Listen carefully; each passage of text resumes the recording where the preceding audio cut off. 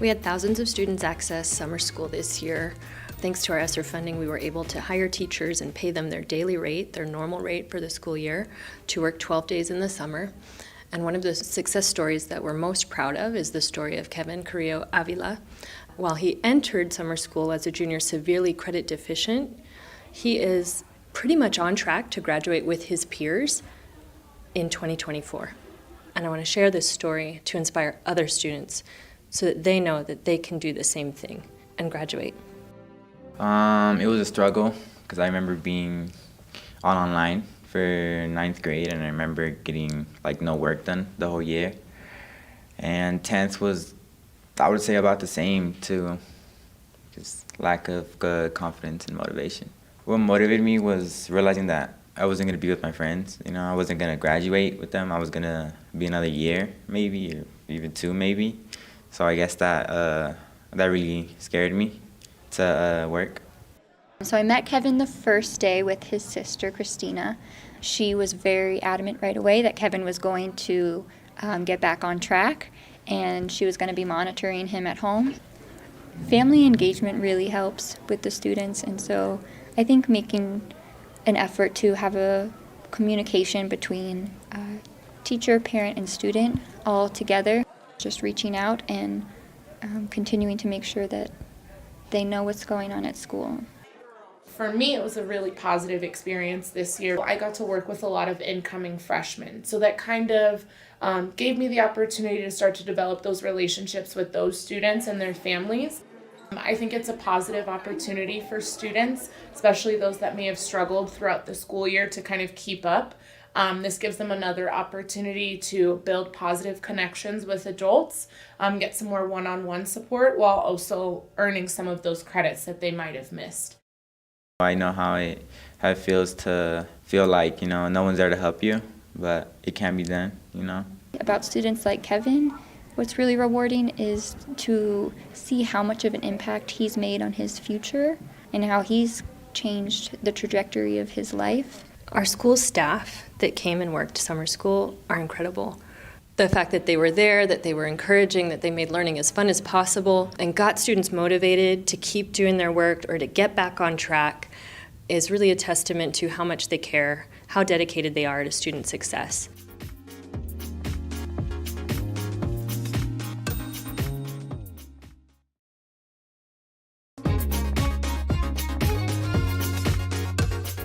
Here we're adding The best part of the class is when you first walk in, it's like you can tell everyone's there and they want to be there. The teacher in there, he truly just makes you want to be there.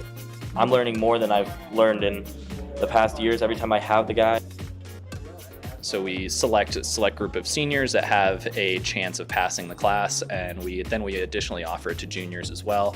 This year we had a really great turnout with 30 students that have stayed in the class. All the students that are there are going to succeed, and they're going to get the credits that they need to in order to graduate.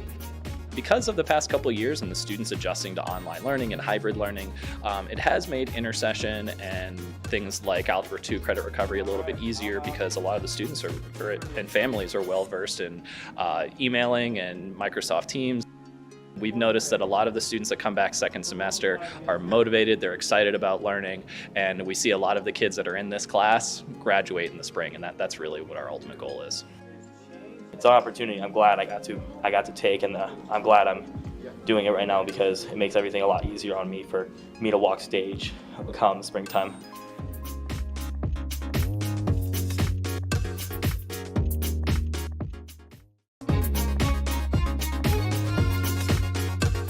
I used to come very often because I used to be behind a little bit in some classes, but now I'm caught up, and now I'm back here again because I slacked off. Just a motivation knowing that I could get my dream job if I really work hard enough for it and if I don't slack off. I can sit down with them one-on-one. If they have any questions, I'm right there. I give feedback right away. When they finish an assignment, yes, you have this correctly, or no, you have to work more on the assignment. The students who come, they definitely improve their grades. And it's not only one grade, but in many cases, from an F, they could come up to a C or even a B. A lot of our students face adversities that are out of their control. So the fact that they're coming in and taking the time to still try and stay on track to graduate is really important. So just validating that their efforts will be worth it at the end of this. I am working on a portfolio. I'm trying to catch up. Yeah, I'm a little behind. It's quiet, for one. There's less people. You can focus more.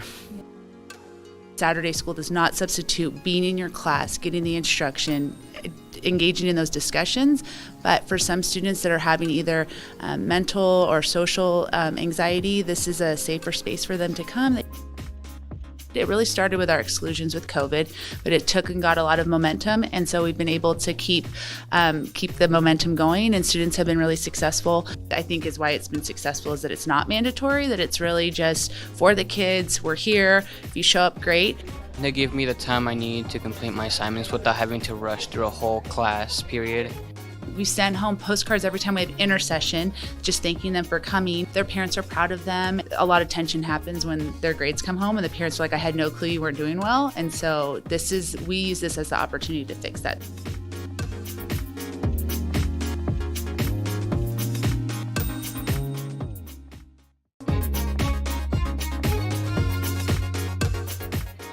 So we are looking at 6th, 7th, and 8th graders who were either recommended by teachers or parents requested that they needed help either bringing up failing grades, they needed help catching up on work, or for our 8th graders, it might be credit recovery as they move on to high school next year. So we've got kids doing paper pencil work, we've got kids on the computer doing things that need to be done online.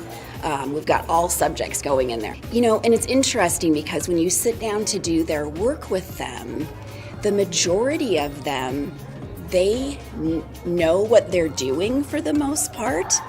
They just need time to do it, and they need somebody to help them.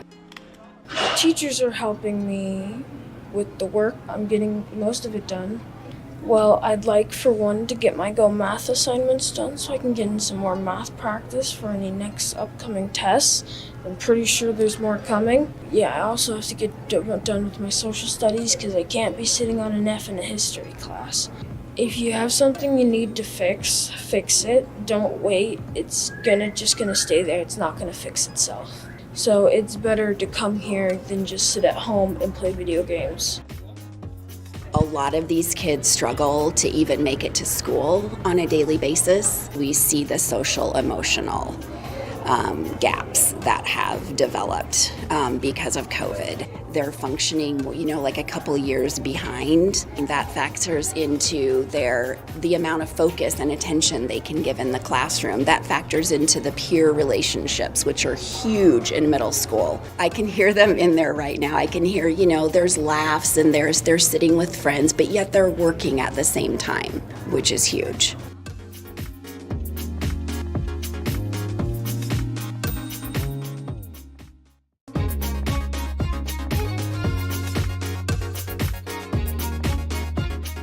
I think that the building learning facilitator role is an incredibly vital part of thinking about our recovery post-pandemic. She works directly with students for part of her day, where she's servicing some of our highest need students in 2nd and 3rd grade to help them get up to grade level standards. They're struggling with learning to read and also reading to learn with the comprehension piece. So I work with them in small groups at grade level text and in level text so that we can gain some reading strategies and some comprehension strategies. But perhaps an even more important part of her day is that she's supporting teachers who are with the students for the other 5.5 to 6 hours of the day. So she's helping them plan strategically what they can do specifically in reading and math to help their students get back on target. Amy is a veteran coach at this point, and so she's able to help support coaches who have different lanes and different supports within our school, but she helps them to understand how to make a larger impact here at school. Now I'm getting to offer teachers what I was lacking before, that individual coaching, the help with lesson planning, another hand to observe in classrooms. They've got a full plate, and I'm helping to take some of that off of their plate and help them to deliver instruction that the students need. I think of The BLF is almost the offensive coordinator of Glenn Duncan. So she helps to come up with the plan to make sure that it's executed well, and then puts the players in play to run the play. And then she watches film afterward to see if it worked and what else might need to be tweaked or changed so that we can get the gains we want to see in the future.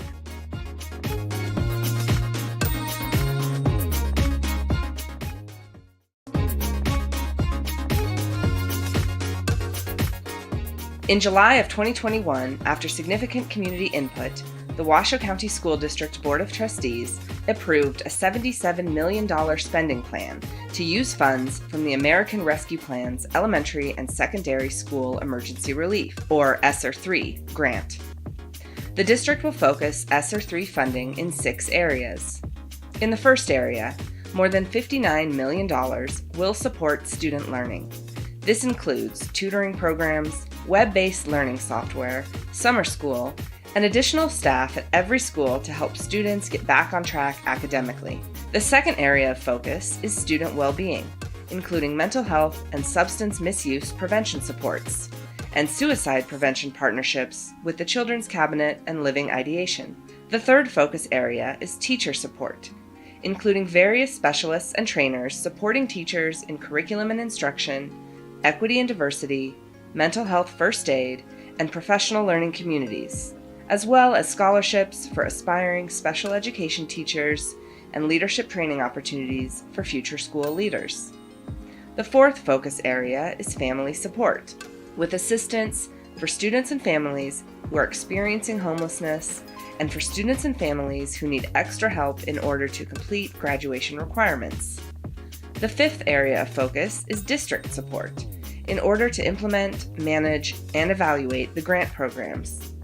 Finally, the last focus area includes required allocations to district-sponsored charter schools, pandemic-related unemployment payments from the summer of 2021, and indirect costs to departments impacted by ESSER funding.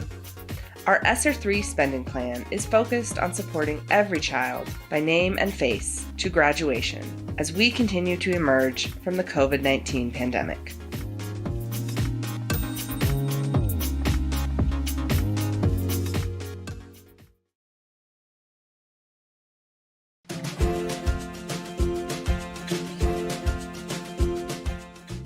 The drivers have awesome flexibility. Summer, vacation, fall break, Christmas break, they have that time off. And not being 65, I don't have Medicare, so the school district offers a great benefit package, so that was important to me. Very flexible hours. I've always been an early riser, so I'm up at 4:30 or 5 o'clock in the morning, so I can come in and do a morning run, still get home in time to have breakfast with my wife, and then afternoon around 1 or 1:30, come back to the yard and jump on the bus and do an afternoon run and still be home for dinner. It's really a very flexible schedule. So if you come on board, there's a signing bonus that they pay out after completion of your training in your first 6 months and then your 1-year anniversary. There are retention bonuses now for drivers to stick around and come back. The bus driver is transporting someone's kids, a group of kids that are not their own, but we all know how valuable our children are. And so it's a very important job. It's a huge, massive amount of responsibility and extremely rewarding at the same time. And so for me personally, my goal is that in the morning, I smile, hey, how you doing? Have a good day. When they get off the bus in the morning, have a good day, learn something new. One day, this probably a 4th grader got on and handed me a card. And I opened the card and it said, Grandma and I just want you to know how much we appreciate you getting me to school safely. And it's like, what else is there? You know, that's the best card I got all year.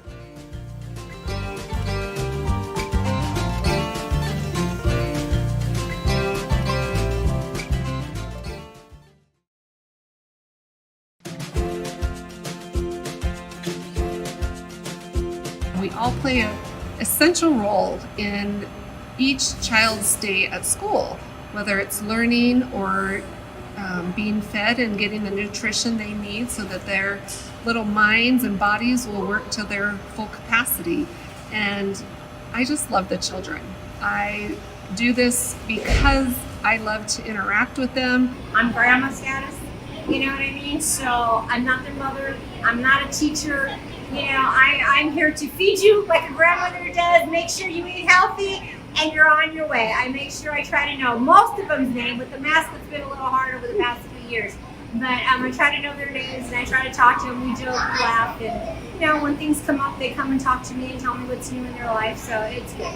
I love it. I love working mornings, especially you get to see the kids in the morning eating breakfast and just watching them play and seeing their happy little faces running around. I love what I do. I get to interact with teachers as well as all the students walking around, and it's always nice hearing, "Good morning, Ms. Zareda." This school culture here is amazing. It's one of inclusion, it's one of pride and support and teamwork. And being a part of that gives me ownership. It helps me to feel like I'm part of something special, which we are. These children deserve the best, and so we work our hardest to meet their needs and provide them with a happy, safe environment. To me, I feel like we're family. We are very close. We're a big team here. We're all here for each other. We're all a very big support group for each other. That's what I really love about being here.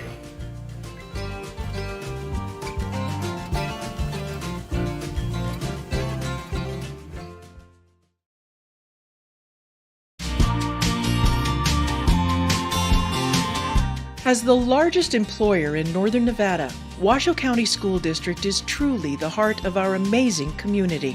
With more than 62,000 students in their care, WCSD's staff is made up of passionate and caring individuals who have a daily impact on the lives of Washoe County's most precious citizens, our children. WCSD is an employer who is committed to building a diverse and innovative workforce, and we value the background and experiences that all of our employees bring to our schools and students. As a full-time employee with WCSD, you can expect to receive a benefits package that includes one of the best medical plans in Northern Nevada, along with enrollment in and contributions to Nevada's public employee retirement system. If flexibility is what you need in your career choice, WCSD offers support positions that can fit almost any schedule. And with schools located across Washoe County, there is a great chance you can find the perfect job right in your neighborhood. But perhaps one of the most important benefits of working at WCSD is the ability you will have to transform the education experience of our students. Passionate, caring, and committed to providing Washoe County's children with the best education experience possible. If these words describe you, please apply with WCSD and join the heart of Washoe County.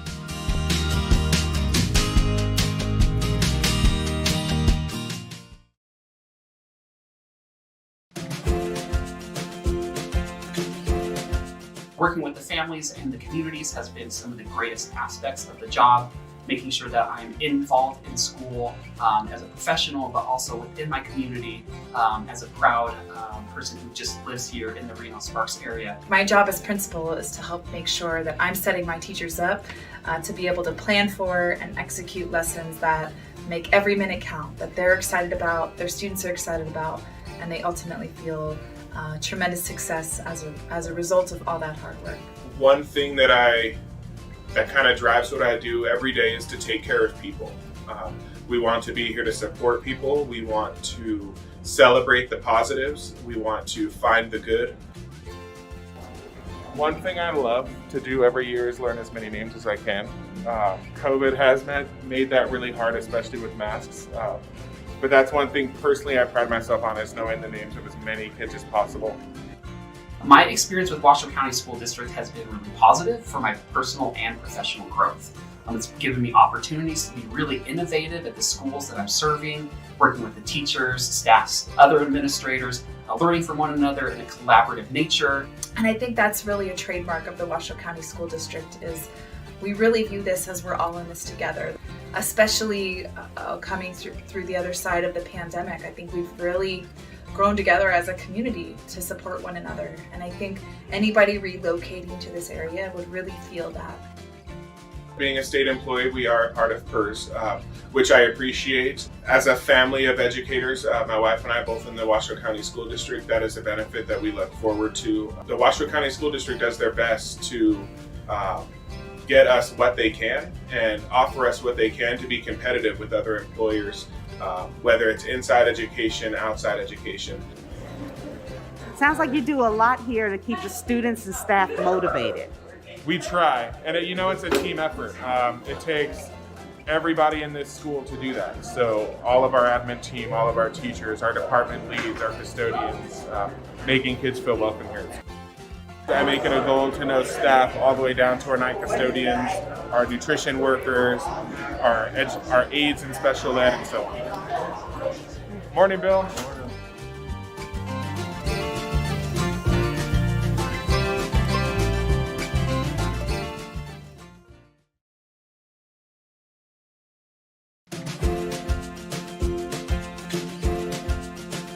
If you're going to be in education, it's not a job, it's a lifestyle.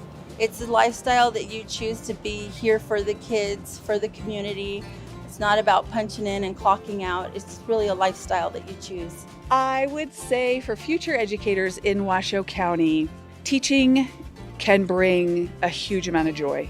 It can bring a huge amount of satisfaction to your life. I mean, it just fills me with such a positive energy every time I have the opportunity to interact with my students and their families. I just love that piece about it. I believe in the Washoe County School District because I'm a product of the Washoe County School District. I was born and raised here. I have met great, inspiring people, teachers that have led me into this profession. I really look forward to every day coming out here, and I didn't think I'd really make it this far in elementary, but here I am because of the people I work with and the amazing community around here, and it's just we're all in it together, working really hard. My colleagues and I are family. So many things, we experience as educators when you're in a building, you can't help but we raise our babies together. We experience trauma, we experience the celebrations, and those are all the things that form that family. There are tons of different types of positions depending on what it is that you want to accomplish in your career, and there's a copious amount of professional development that you can put yourself in and grow in any area that you desire. If you want to make more money, go get more education. Go get your national board certification. I just did that a couple years ago, and that was the experience of a lifetime. I try to encourage and enlighten my parents to be a part of the school, and I feel like I get a lot of positive feedback with my parents. There's no boundaries or wall, that we have an open communication. When you hear a story or a student come back to you, or you hear a family member come back to you and thank you and have such gratitude for things that you've done and know that you did make a difference, that's worth $1 million.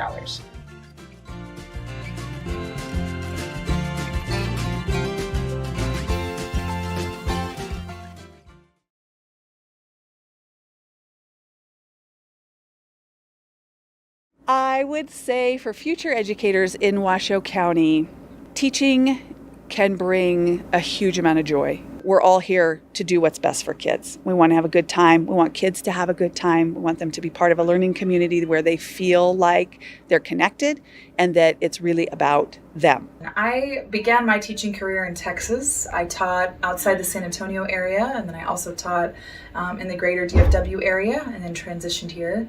And it was a wonderful experience for me to transition to Washoe County. There are a lot of supports, there's lots of professional development available. All these teachers that have shaped my early music life have really been just really amazing, inspiring educators in Washoe County School District. And I just wanted to be a piece of that. There are so many different things you get to be a part of being the librarian. I'm sometimes called the heart of the school, and I hope that that is something I portray. And if you're interested in working with students daily, hands-on, being a librarian is a wonderful position in the schools. If you love children, there are just so many opportunities for growth here. There are tons of different types of positions depending on what it is that you want to accomplish in your career. And there's a copious amount of professional development. Any position within the school district there's growth for, whether it's in that department or others. Once you're inside the school district, passions change, your likes change, or you realize there's other other interests you may have that you didn't know exist before. And there's a lot of resources internally that would definitely help. Remember, your goal is to educate and make an impact on the little humans that you're teaching. And that's the most important piece, is meeting their needs and doing it in the best way possible. I have worked with the best administrators. I have been so lucky in all 14 years of my teaching. I have had some of the greatest administrators. So I feel like I definitely am supported. I feel like they have my back. All the people at the district who did my training, they were so supportive. When they heard my story, they just wanted to help me. They reach out continuously and ask for my opinion. They asked me to be on certain committees because I have a unique perspective as a parent of someone who is in special needs, but also as someone who works here in the district as a volunteer and works in special education. My experience with Washoe County School District has been really positive for my personal and professional growth. It's given me opportunities to be really innovative at the schools that I'm serving, working with the teachers, staffs, other administrators, learning from one another in a collaborative nature, reviewing data to really serve the communities that we serve.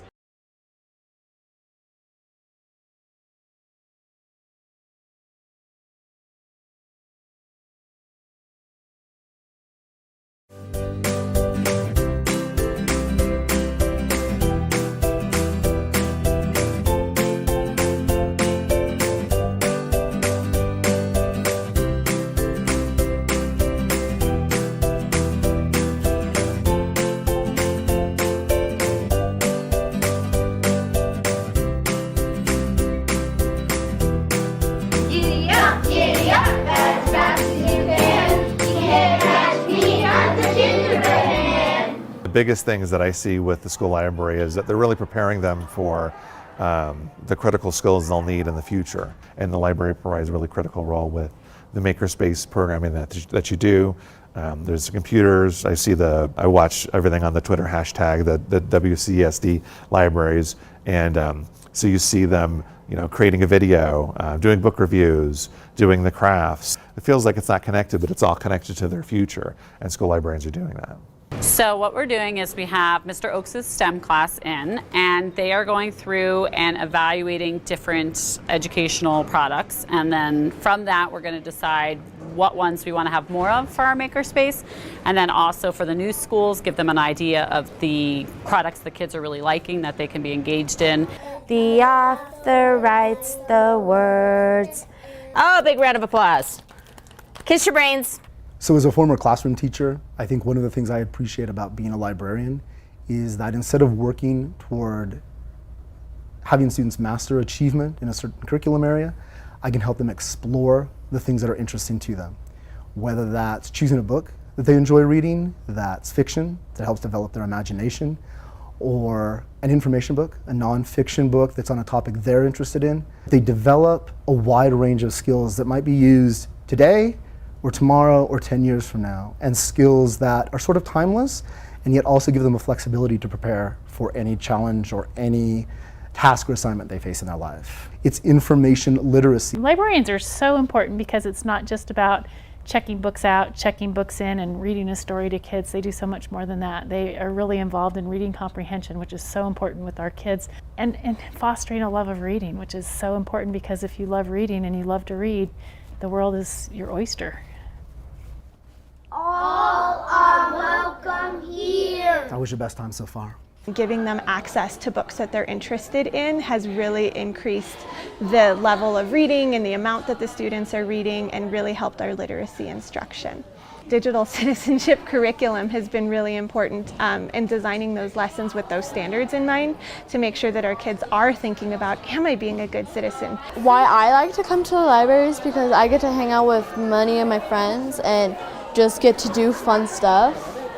And sometimes when you are in the library to check out books, you have a wide variety. The students love being in here. It's a safe place for them. It's a place where they can read, they can go on Minecraft, they can create.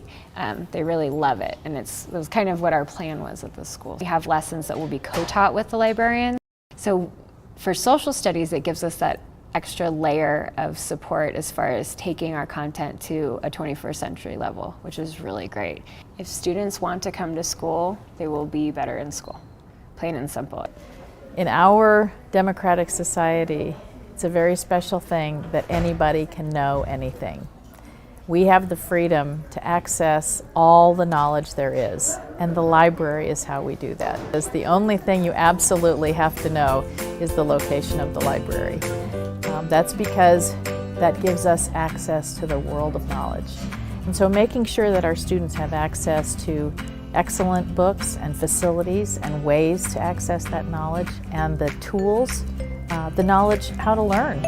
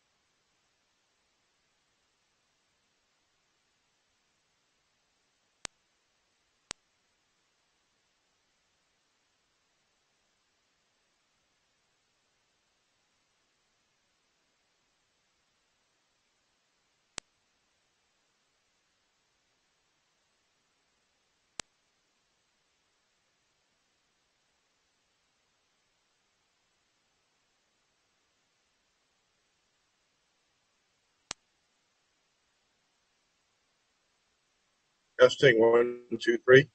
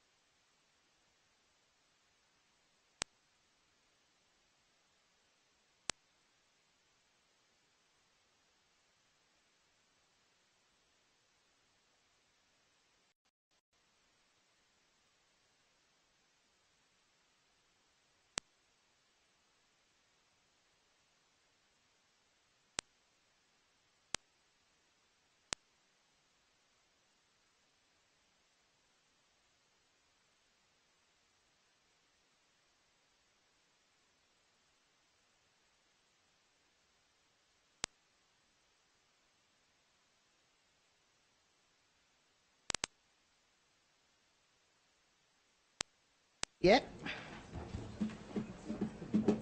You take it. I don't want it. No. I might use it for unintended purposes. All right. We'll keep that over. No. All right, everyone. Everyone's in their positions now, and we are ready to get started. Trustee Church is on Zoom, so I'm going to call this regular meeting of the Washington County School District Board of Trustees to order, and going to ask for a roll call, Madam Clerk. Thank you, Madam President. President Taylor. I'm here.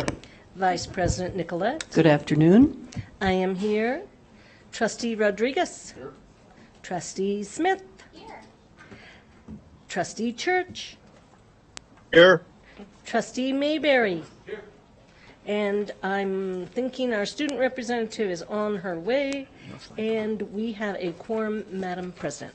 Thank you very much, Madam Clerk. We're going to do our Pledge of Allegiance, and just because it's so good to see her, we're going to ask our colleague, Trustee Smith, to lead us in the pledge. I pledge allegiance to the flag of the United States of America and to the republic for which it stands, one nation, under God, indivisible, with liberty and justice for all. All righty. Thank you very much, Trustee Smith. Let's jump into the agenda. We have a consent agenda. These are all these are items that are typically routine in nature. As you know, and before us, there are several items, and I'm going to be looking for consideration. I know there's a request to pull a couple of them, and I'll give my colleagues an opportunity to do that really at this time. Trustee Smith, you go first, and we go to you, Trustee Church. Oh, wait, there's something. And then the staff is, thank you, JJ. Staff is requesting that we pull consent agenda item 2.06, the interlocal agreement with the City of Reno, Sierra Kids After School Program. It will return to a future agenda for consideration at that time. And that's a request of staff, so we'll go ahead and remove consent agenda item 2.06. Trustee Smith, and then we'll go to you, Trustee Church. Thank you. 2.08. Okay, 2.08. And so we'll ask, as these are mentioned, we'll ask staff for these items if you would prepare to come forward, and ask the trustees to be prepared with questions that may be addressed by staff. Trustee Church, I know you have some as well. Thank you very much. Can you hear me? Yes. 2.12, 2.16, 2.17, and 2.20. I don't anticipate needing staff, but mainly to put some things on the record or for discussion amongst the trustees. Thank you. I'm sorry, one more time. You said you don't anticipate staff, and what was the second part of that, sir? For discussion with the trustees, perhaps, but I don't think that I would need staff. Okay, all right, thank you. So before us for consideration, we have looking, if it is the pleasure of the board, looking for approval for consent agenda. Oh, we do have public comment on this. I'm sorry. Thank you.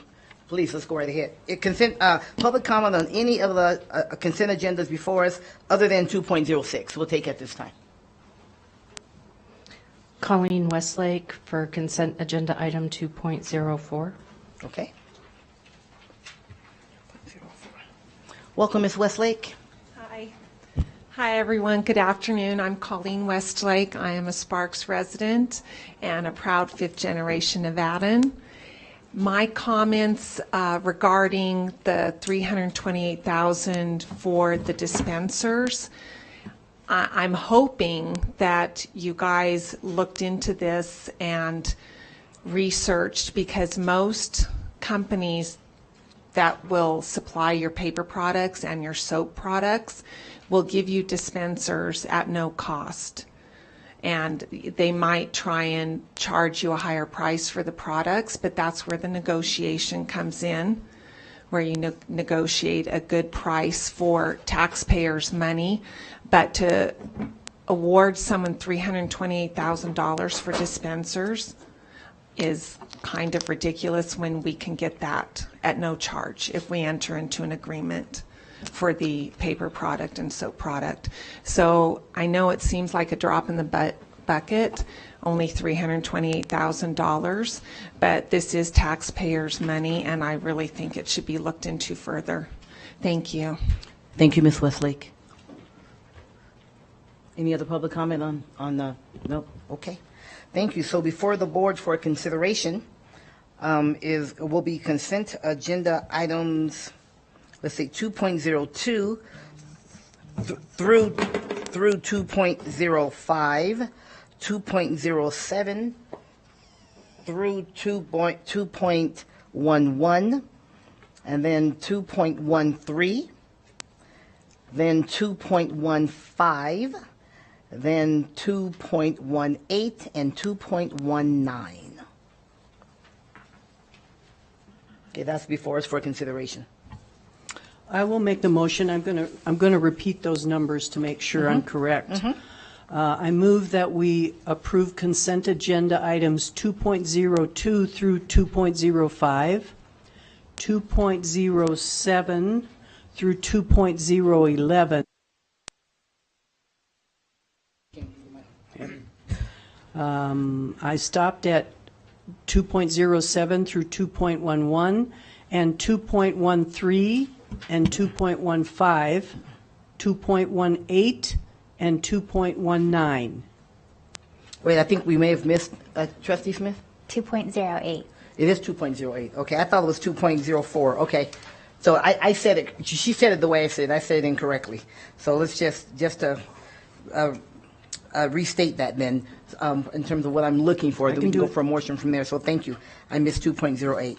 We're looking for approval of consent agenda items 2.02 through 2.05, 2.07, 2.08 through 2.09.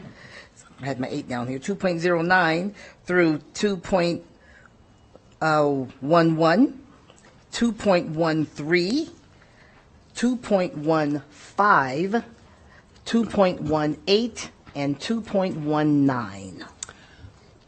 So moved. Okay, I got all those. Several of us are tracking. We have a second from, we'll just go, motion from Dr. Nicolette, and then second from Vice President Minetto. Any discussion on those items as mentioned?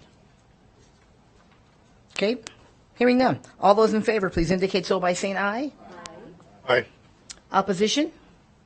All right, the motion carries. At the record show, it is unanimous, and then we will go in order. So we'll start with consent agenda item 2.08. Trustee Smith? Thank you so much, President Taylor. Hi, Ms. Ellison. So I totally support this item, and I'm more than happy to be making the motion to actually approve it. My question, though, and not to get into a list, but for example, my question is specifically around perhaps any other schools that should be included. I know star ratings have been paused, but I really want to make sure that we take an open view on the schools that are in this program for the principals that would be included. Specifically, my question is around Anderson Elementary, but I would just encourage and see if staff would be open to just reviewing this, and then perhaps if additional schools should be included in this, that a second MOU could come, but I'm not interested in stopping this one here. Excellent. Thank you, Trustee Smith. Emily Ellison, Chief Human Resources Officer for the record. And thank you for the question. I know the question was specific to Anderson Elementary School. We are doing some research because they were included at one point. It looks like they dropped off in the 17-18 school year. So we are going to go back and confirm eligibility. Moving forward, though, knowing that star ratings and designations and all of those kinds of things are coming back online, there's absolutely an intention to, prior to the next hiring season, looking at the definition of the acceleration zone, which schools are included, and then which additional supports are provided as a part of inclusion in that zone, so that we can obviously help to attract and retain good leaders. That's wonderful. And if we go back and review this, because I know Anderson does have a new principal, and if it feels appropriate to the district and our bargaining group to include more schools, then we could do a second MOU at that time, right?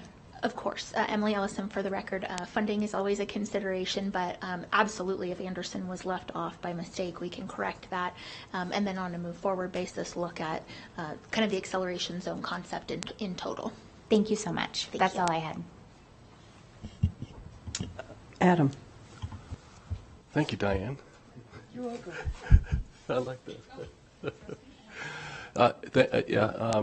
I don't intend to I don't want to stop this either. So thank you. I support this, but I do have a question for you, and I appreciate the fact that we're given principals incentives as some of these at-risk schools. Can you just explain to us why that isn't applicable to the other staff, to teachers as well? Why don't they get incentives at some of these at-risk schools?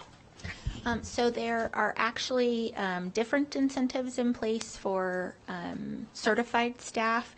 I can't remember the statute right now, but there's a law that says the district must allocate a certain percentage of our general fund towards incentives, and then we use that each year to define what criteria will get us to that target group of identified teachers. So for the last several years, it's been focused on special education staff at our highest need schools, but it really just kind of changes a little bit year to year depending on the parameters of that law and then the dollar amount that we have to work with.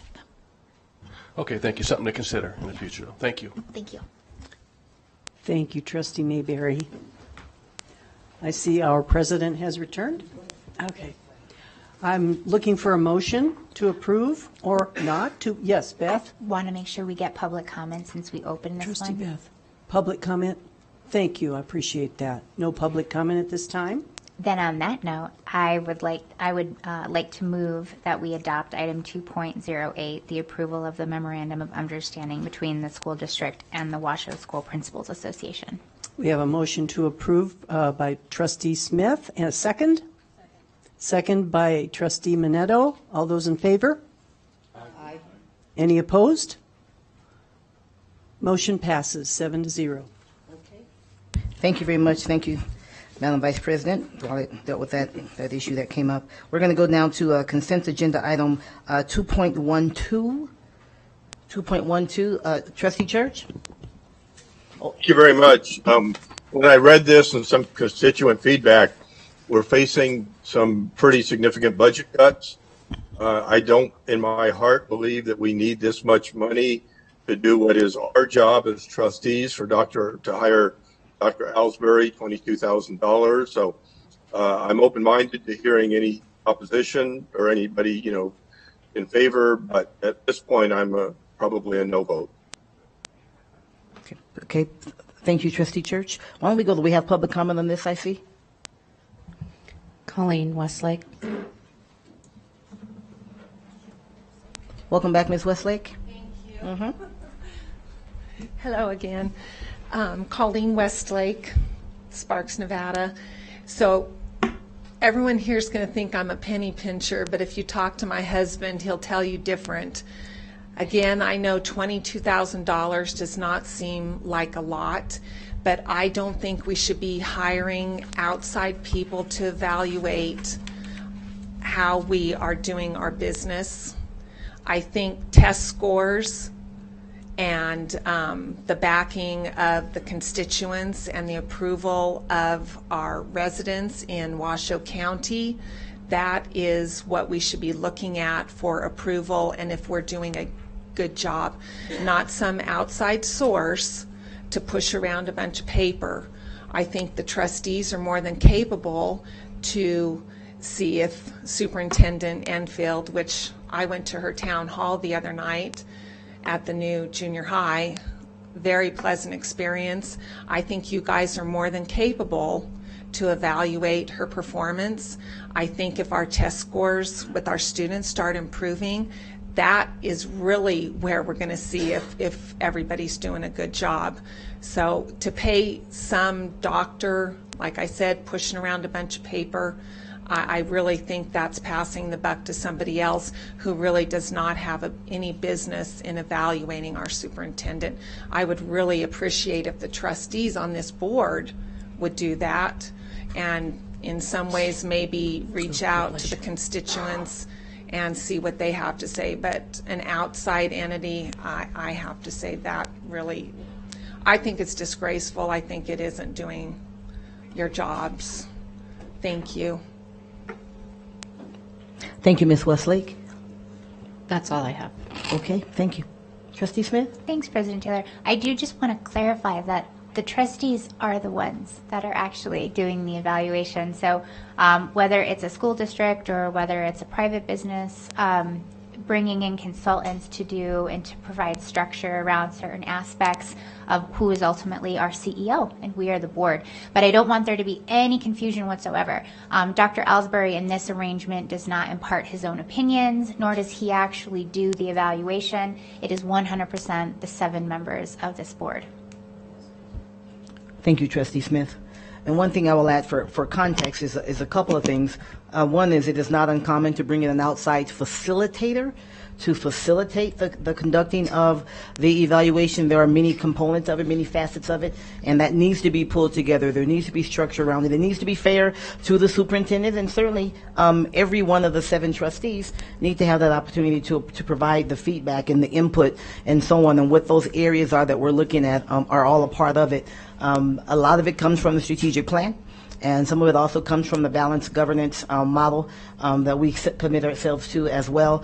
So it is absolutely not uncommon, whether it's in a school district, a public entity, or a private entity, to have an outside consultant to facilitate that process, and very regularly has it happened at this level. Additionally, to ask staff to do that, which is a pretty large undertaking, is to ask the HR team to be involved in the evaluation of their boss, and that in and of itself creates let's just say an awkward position for the staff, for the team to be in.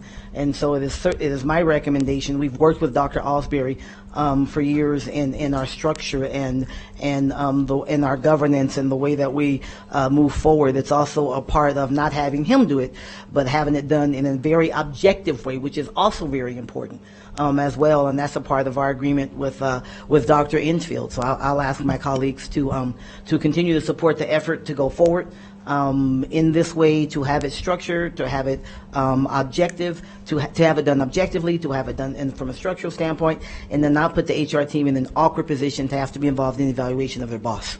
So I'll ask support.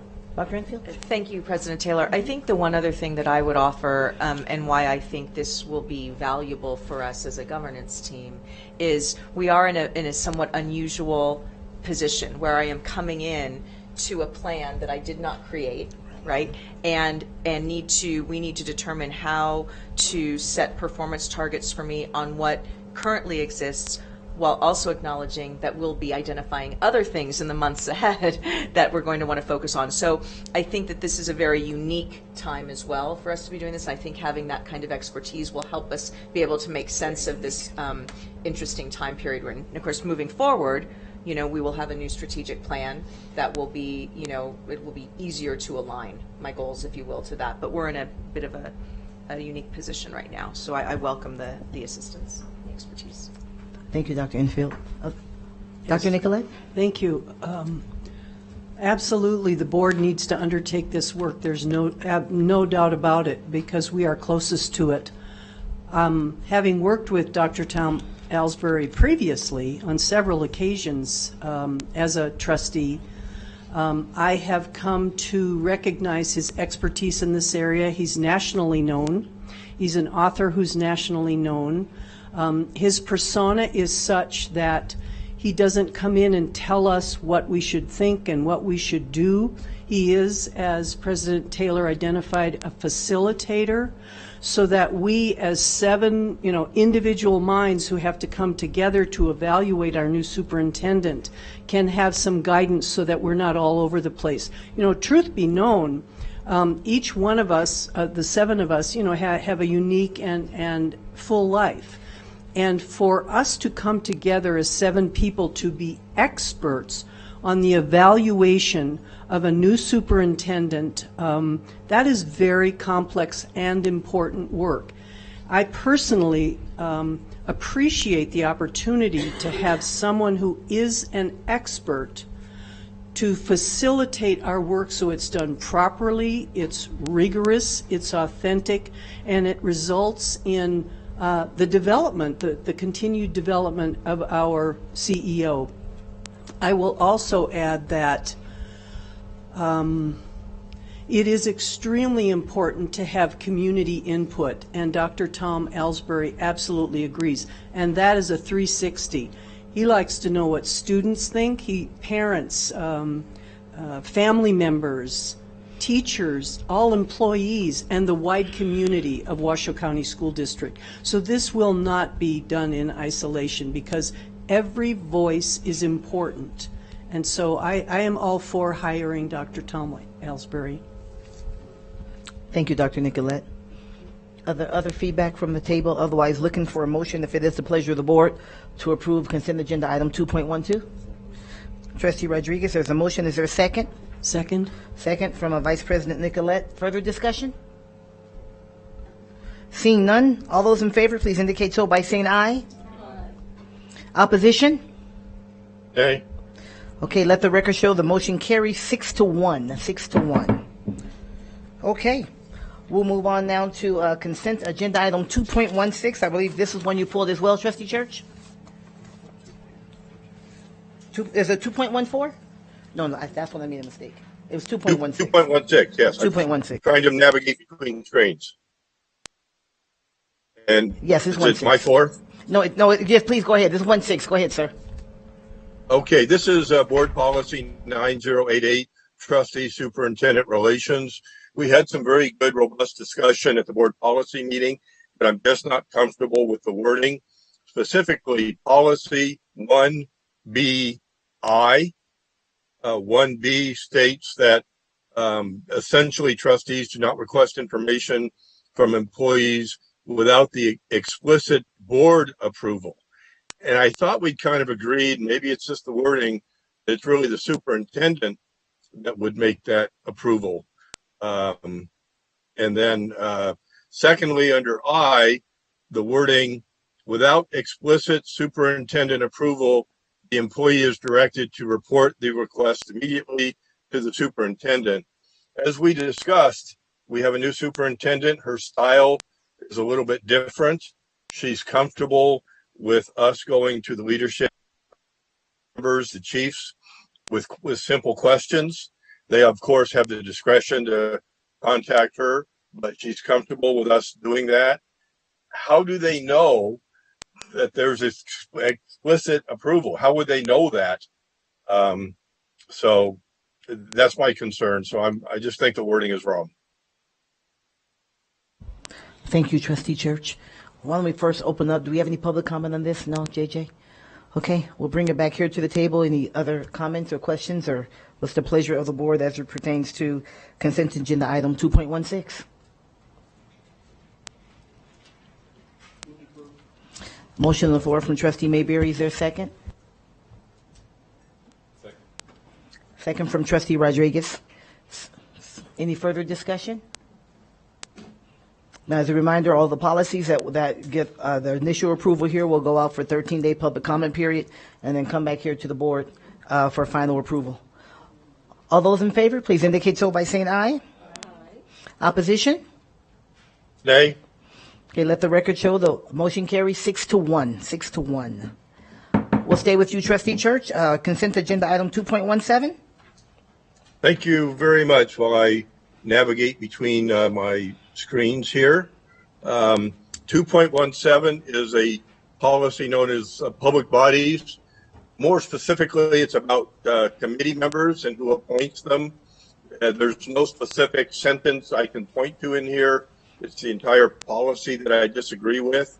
The policy allows for the reappointment of people, if my math is right, upwards of 19 years without having to be facing any opposition on their reappointments. Recently, some of the sheriff folks were reappointed without opening it to other applicants. And basically, what this allows, for lack of a better word, is kind of the bully pulpit of the majority of the board members over the minority of the board members, because the majority vote appoints each and every committee unless it's stated by state law otherwise.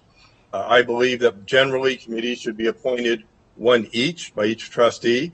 So if I want to appoint John Smith to a position on the committee, that should be my authority to do that without having to ask and get a majority vote from the other trustees. What this does is it presents a majority controls the committees. The committees essentially could be perceived as being stacked and biased.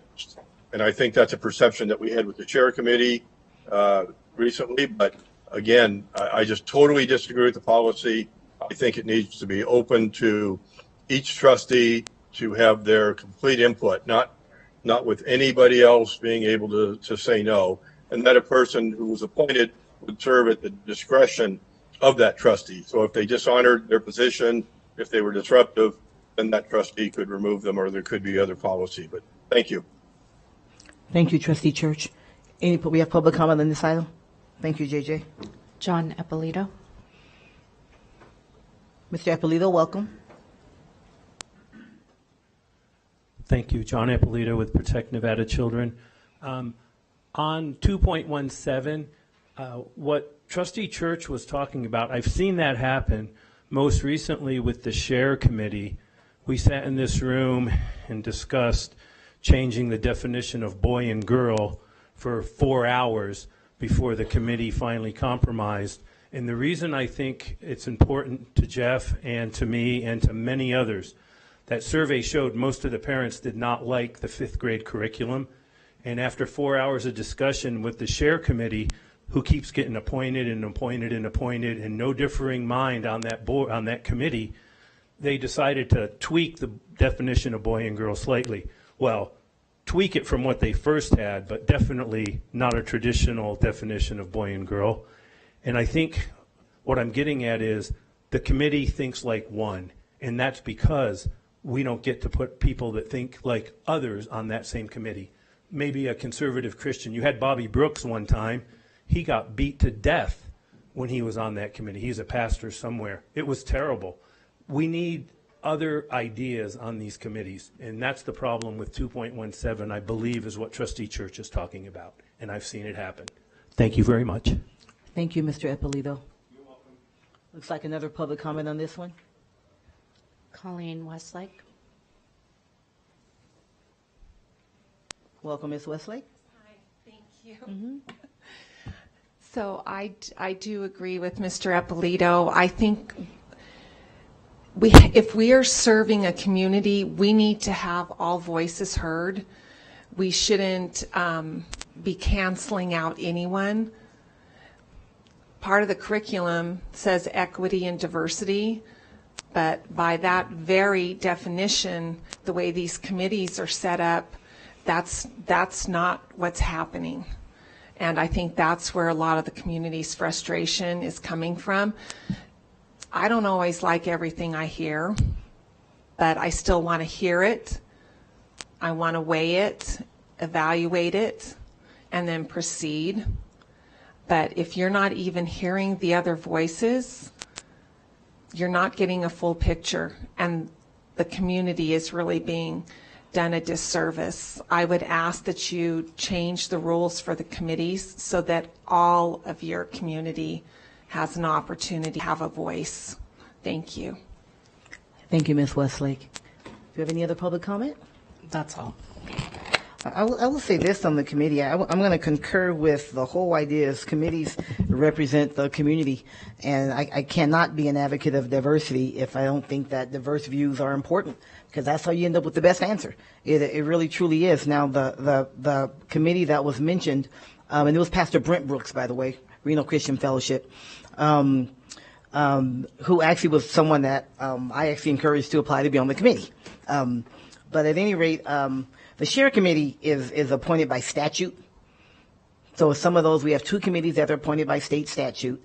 The share committee and the naming committee, naming committee, zoning. No, share is appointed by statute. Oh, no. Share is only one by statute. The other two are appointed. Naming and zoning are appointed by individual trustees for our areas. Thank you. That look made me say, okay, I didn't get it right, but thank you. Thank you, JJ. But share is appointed by statute. And so in that, because of some of the things that I think have been shared here, one of the things that the board probably about 4 years ago, Ellen, I believe that you were here, asked the staff to go back and take another look at the way membership in committees, for committees are appointed where we have flexibility. When it's in statute, we don't have flexibility, right? And with an emphasis on diverse perspectives, diverse ideas, diversity, period, whether it's race or gender or age or geographical area, whatever the case may be.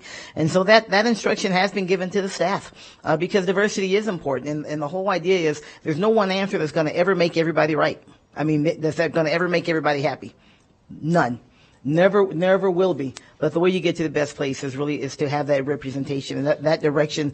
In fact, this policy was amended at that time in the administrative regulations more specifically to say we want to have diverse views, because it really does help us get to the best place. So I know that's it's in the policy, it's in the administrative regulations, and that was the direction from the board. So I think that's just for background in terms of how we got to just how we are where we are. Thank you, Trustee President. Smith, I see you, Trustee Church. Thank you, President Taylor. So absolutely, diverse voices are really, really important. I do want to point out that we did have this conversation last summer. It was one of the first meetings that I was a trustee at, And we were very, very explicit about the fact that we can't be closed-minded regardless of what your viewpoint is. You can't just have an echo chamber of the same people who think like you. We're not going to really have rigorous dialogue if we do that. So I know that we've provided that feedback. And I know that this has happened in our committees before. And I know that they're hearing us because we are seeing new members. And I'll give you a personal story from when I was the chair of the Zoning Advisory Committee. We had one community member that very regularly came to our meetings, and she very appropriately so pointed out a lot of difficult but important things that we had to be looking at. And she came consistently, and someone from the outside may have said, well, she has a different view or she's really hard on us, but we never took it that way. And then when the opening came up for her district the very next cycle, she was actually brought on to the committee. And she was a phenomenal committee member, making sure that we had that voice. So I do see that happening right now. I do know that we've talked about this last summer. But I do want everyone to know that it is really, really important that these committees not be echo chambers. The other thing I do want to clarify, just so that there's no confusion, is that the board ultimately approves all of these appointments. Nobody, even through a reappointment process, they may not have their seat opened up for review if they're a member in good standing, but these 7 people always approve who is on that board. So I don't want anyone thinking that you are automatically just guaranteed additional terms, that the 7 trustees are always responsible for the appointments on those committees. So there is nothing automatic about that part, but just so everybody's aware. Thank you, Trustee Smith. I'm going to jump in right before you, Trustee Church, just because I'm going to piggyback on what she said. Another part in here that we discussed at the when we discussed this at the policy committee meeting is that really at any time a trustee can say, hey, I'd like to see the 3 candidates or whatever the case may be for any of these positions before they're approved at this level, so that the board doesn't just have one person. It's like, hey, I'd like to know who else applied. At any time a trustee can say, I'd like that whole package brought forward for consideration of the board. So that door is never closed either. And then the other thing I would say is, part of our conversation we had, I think it was last year as well, was it was actually at the request of a trustee, pulled back. A trustee wanted to make a specific appointment in one of the committees where a trustee can make a specific appointment, and was given an opportunity to do so, and no names came forward. So part of what you run into is then the trustee has to actually find somebody, and that hasn't always been easy to do, because that's the most recent example, and it didn't happen. No names came forward. So then it came back forward through the committee process, and so the recommendation was then approved by the board. So there's more to it than just here on the surface. Again, we've spoken about it in great detail. So I think the board needs to say which way we want to move forward, and then go from there. But keeping the door open, because diverse views is certainly the only way we get to the best decisions. That's for sure. Trustee Church, and then we'll go to Trustee Rodriguez. Thank you very much. Number one, I want to clarify that by statute, the Share Committee, as well as I believe the Capital Projects Committee, Capital Funding Protection Committee. Capital Funding Protection Committee, yes. The makeup is stated. For example, a medical professional, a pastor, etc. But the names are not. Right. We have that discretion as a board, and under the present system, staff delivers to us one name, and it's generally under consent. And I don't believe, show me if I'm wrong, I'm not aware that I have any authority as a trustee individually to call for 3 names. I believe that's inaccurate. So if show me in the policy where I can do that, and I'll apologize, but I don't think that's in there currently. We actually talked about it at the policy committee meeting, Trustee Church, if you'll recall. I'll look and see if it's here or if it's in the admin reg, but we talked about that specifically at the policy committee meeting, that a trustee can ask for the other names to come forward. It didn't have to be 3, but that for the other names to come forward. I think you found that, Trustee Smith? Yeah, it's literally in here. Please, will you just say, I know it's in here, because we just talked about it. Yeah. But I'll look for it. That's okay. I'll look for it, and then we can, and then we'll go Trustee Rodriguez, so we can come back around. Thank you, Madam President. Another thing that we discussed when we were going over this was that there's a lack of volunteers. There's a lack of people that are interested in, I don't see a line going out the door for people that want to join the group insurance committee. And my one appointment that I did have for the zoning, I only had 1 applicant. And, another thing is that this is a pretty rigorous, when you come in to volunteer on these committees, you're going through the same hiring process as a new hire. So that's something else to consider. And this is stuff that we've all talked about a week ago. So this is really honestly nothing new, but I just want to put that on the record that there is an extreme lack of volunteers for our committees as well.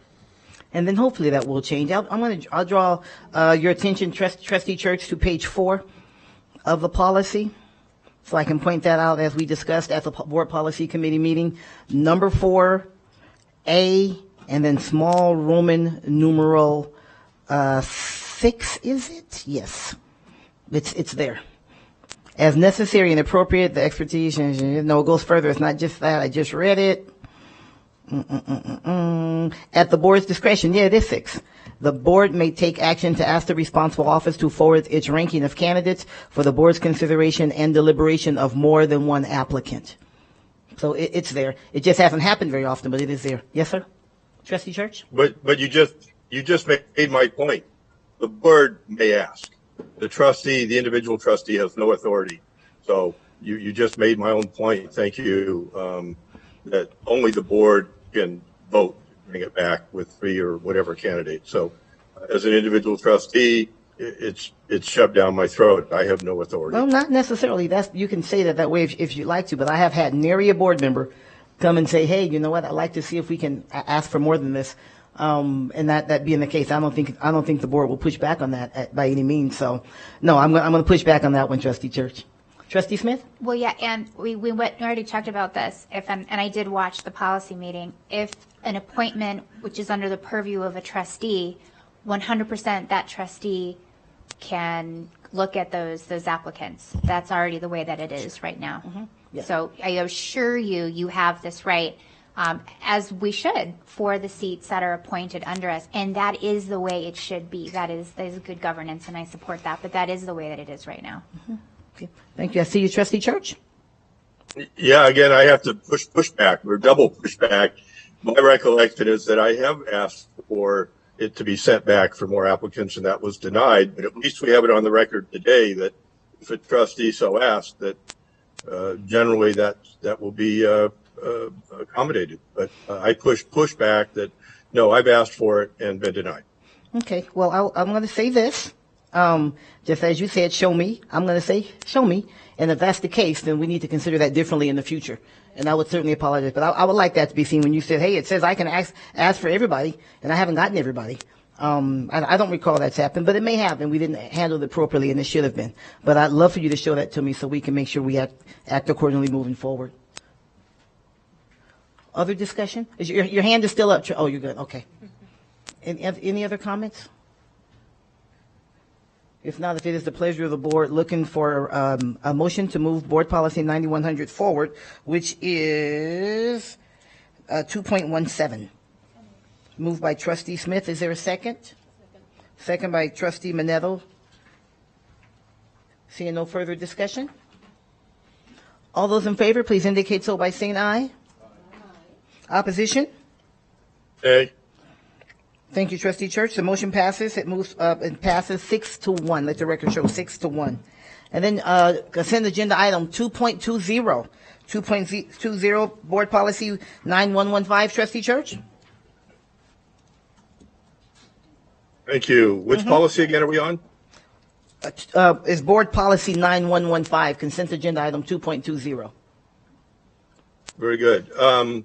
Yes, we were kind of rushed at the end of that policy meeting, and that's just no problem. It just happens. But this one, I read it over, and I have one big concern, and really only one big concern.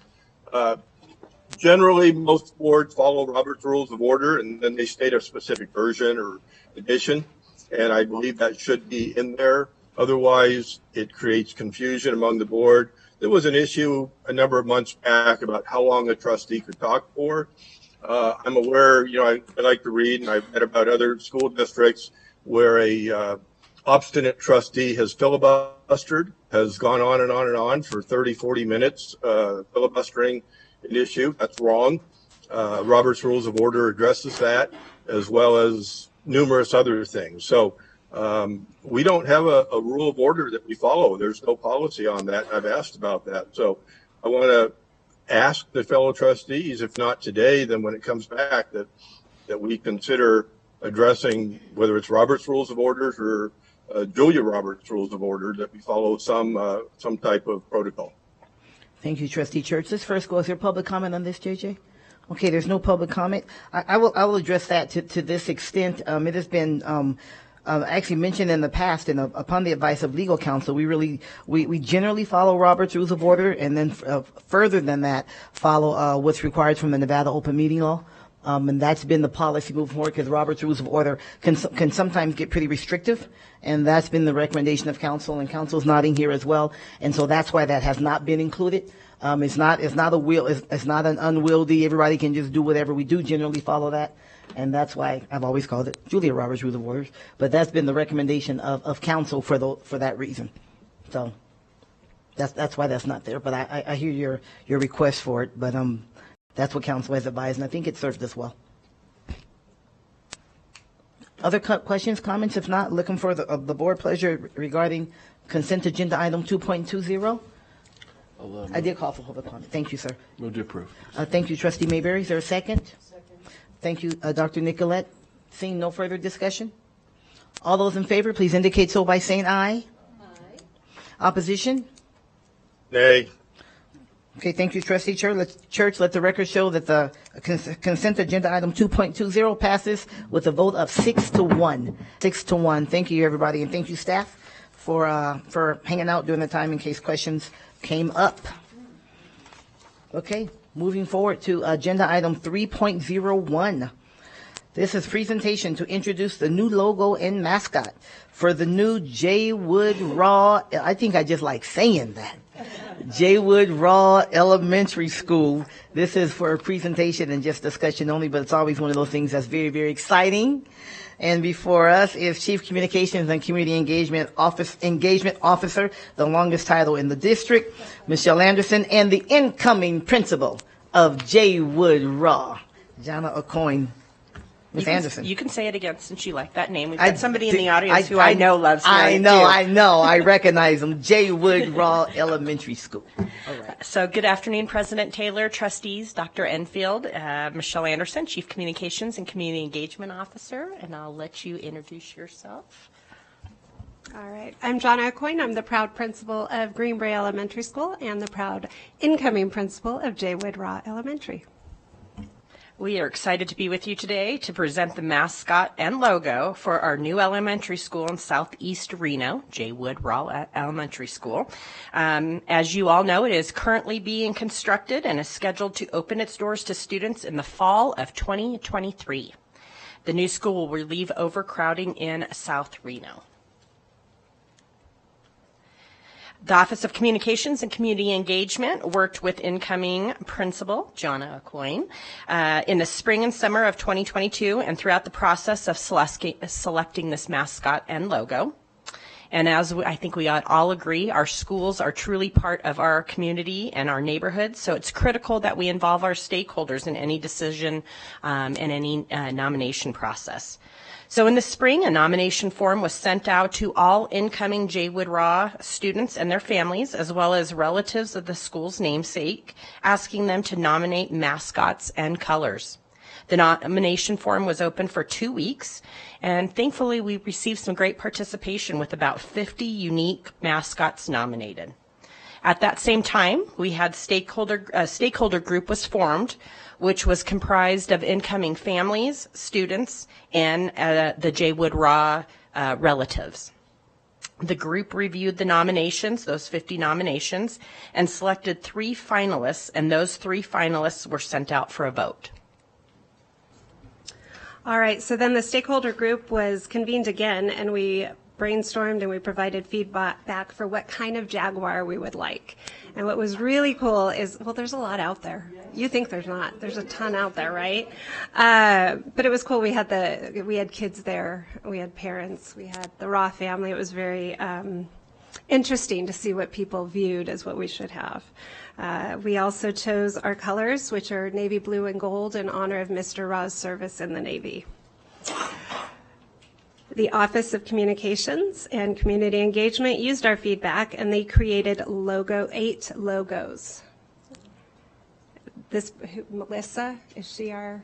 Melissa is she's amazing. What talent. So the stakeholder group reviewed modified concepts, and then we selected 2 of our finalists. And those 2 final logos were sent out for a vote, and we kept that survey open for 2 weeks, and we had 400 people respond. And it was a very, very tight vote. And before we unveil, I want to thank Samantha Fredrickson, who held our public relations specialist position for capital projects. She was instrumental in getting this process started. As we mentioned, Melissa Gillis, our graphic design specialist, and the Raw family. Specifically behind me, I have Mr. Tom Raw, the son of Jaywood Raw, and the entire community down in Southeast Reno that really helped with this. We could not have done this without you. And I'm going to quickly turn this over to Jonna so the new principal can unveil, and you guys know the deal as I start passing these out. So I don't get to hold it up. You do it. You're Vanna. All right. So, Dr. Enfield, Board of Trustees, our amazing community, I present to you our beautiful Jaywood Raw Jaguar logo. Isn't it cute? It's so cute. So I'm going to say Yeah. the coloring on the printout looks a little green. It is blue. It's more blue. Yeah. Isn't he handsome? I know, right? And he looks like tough. Like, don't mess with us, right? Right. We're quiet, right? We're quiet, but we got it going on.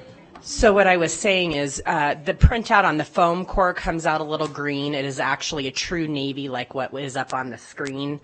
So just so you aren't thinking that the coloring's a little off.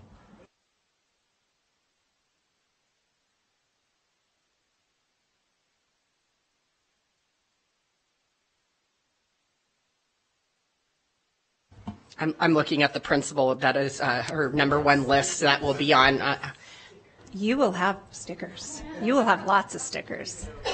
And I know Trustee Church is obviously not here, but we do have a foam core for him when he returns, and we'll put it next to his inbox. All right. This is not an action item, so this isn't public comment, but it's just say really a great job, you and the team and the community, right, for getting together and landing on this and getting to something everywhere. That's the many voices that we were just talking about, right? You end up landed in a great place. So that's fantastic. Very exciting.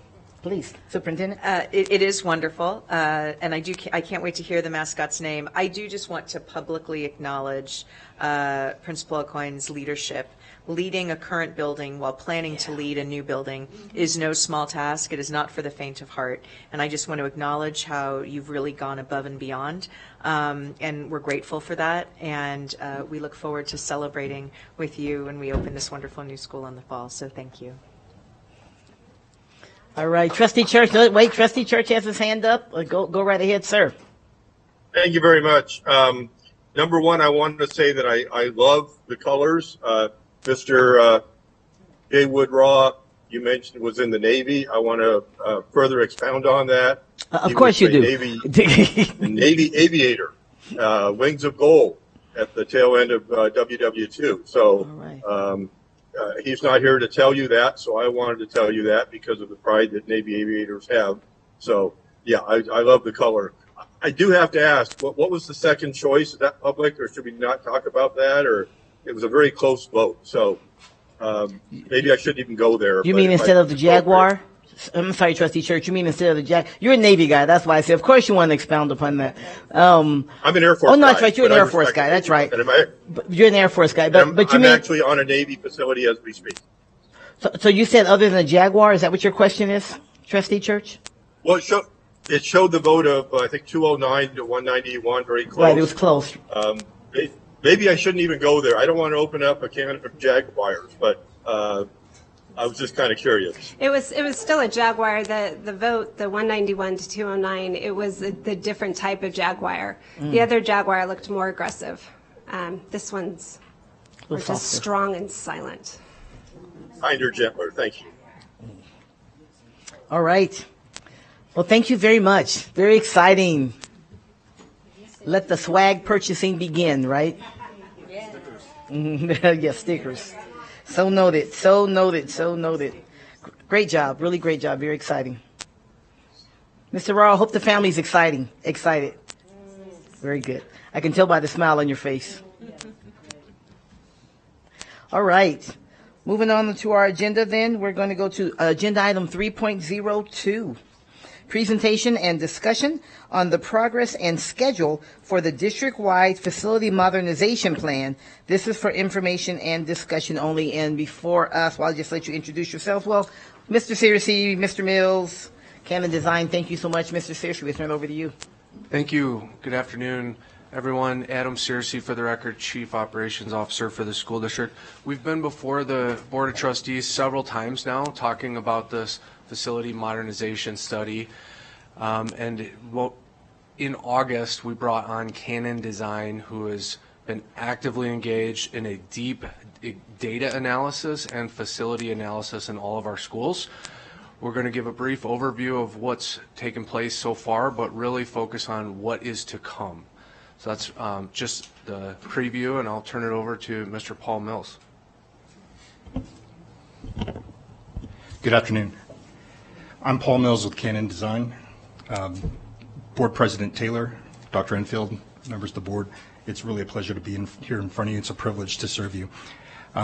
I'm a specialist that does nothing but this type of work around the country. My calling card is working with large, complex urban school districts that have a lot of challenges around aging facilities, shifting demographics, and a lot of financial challenges, along with aspirations to achieve more and more for students.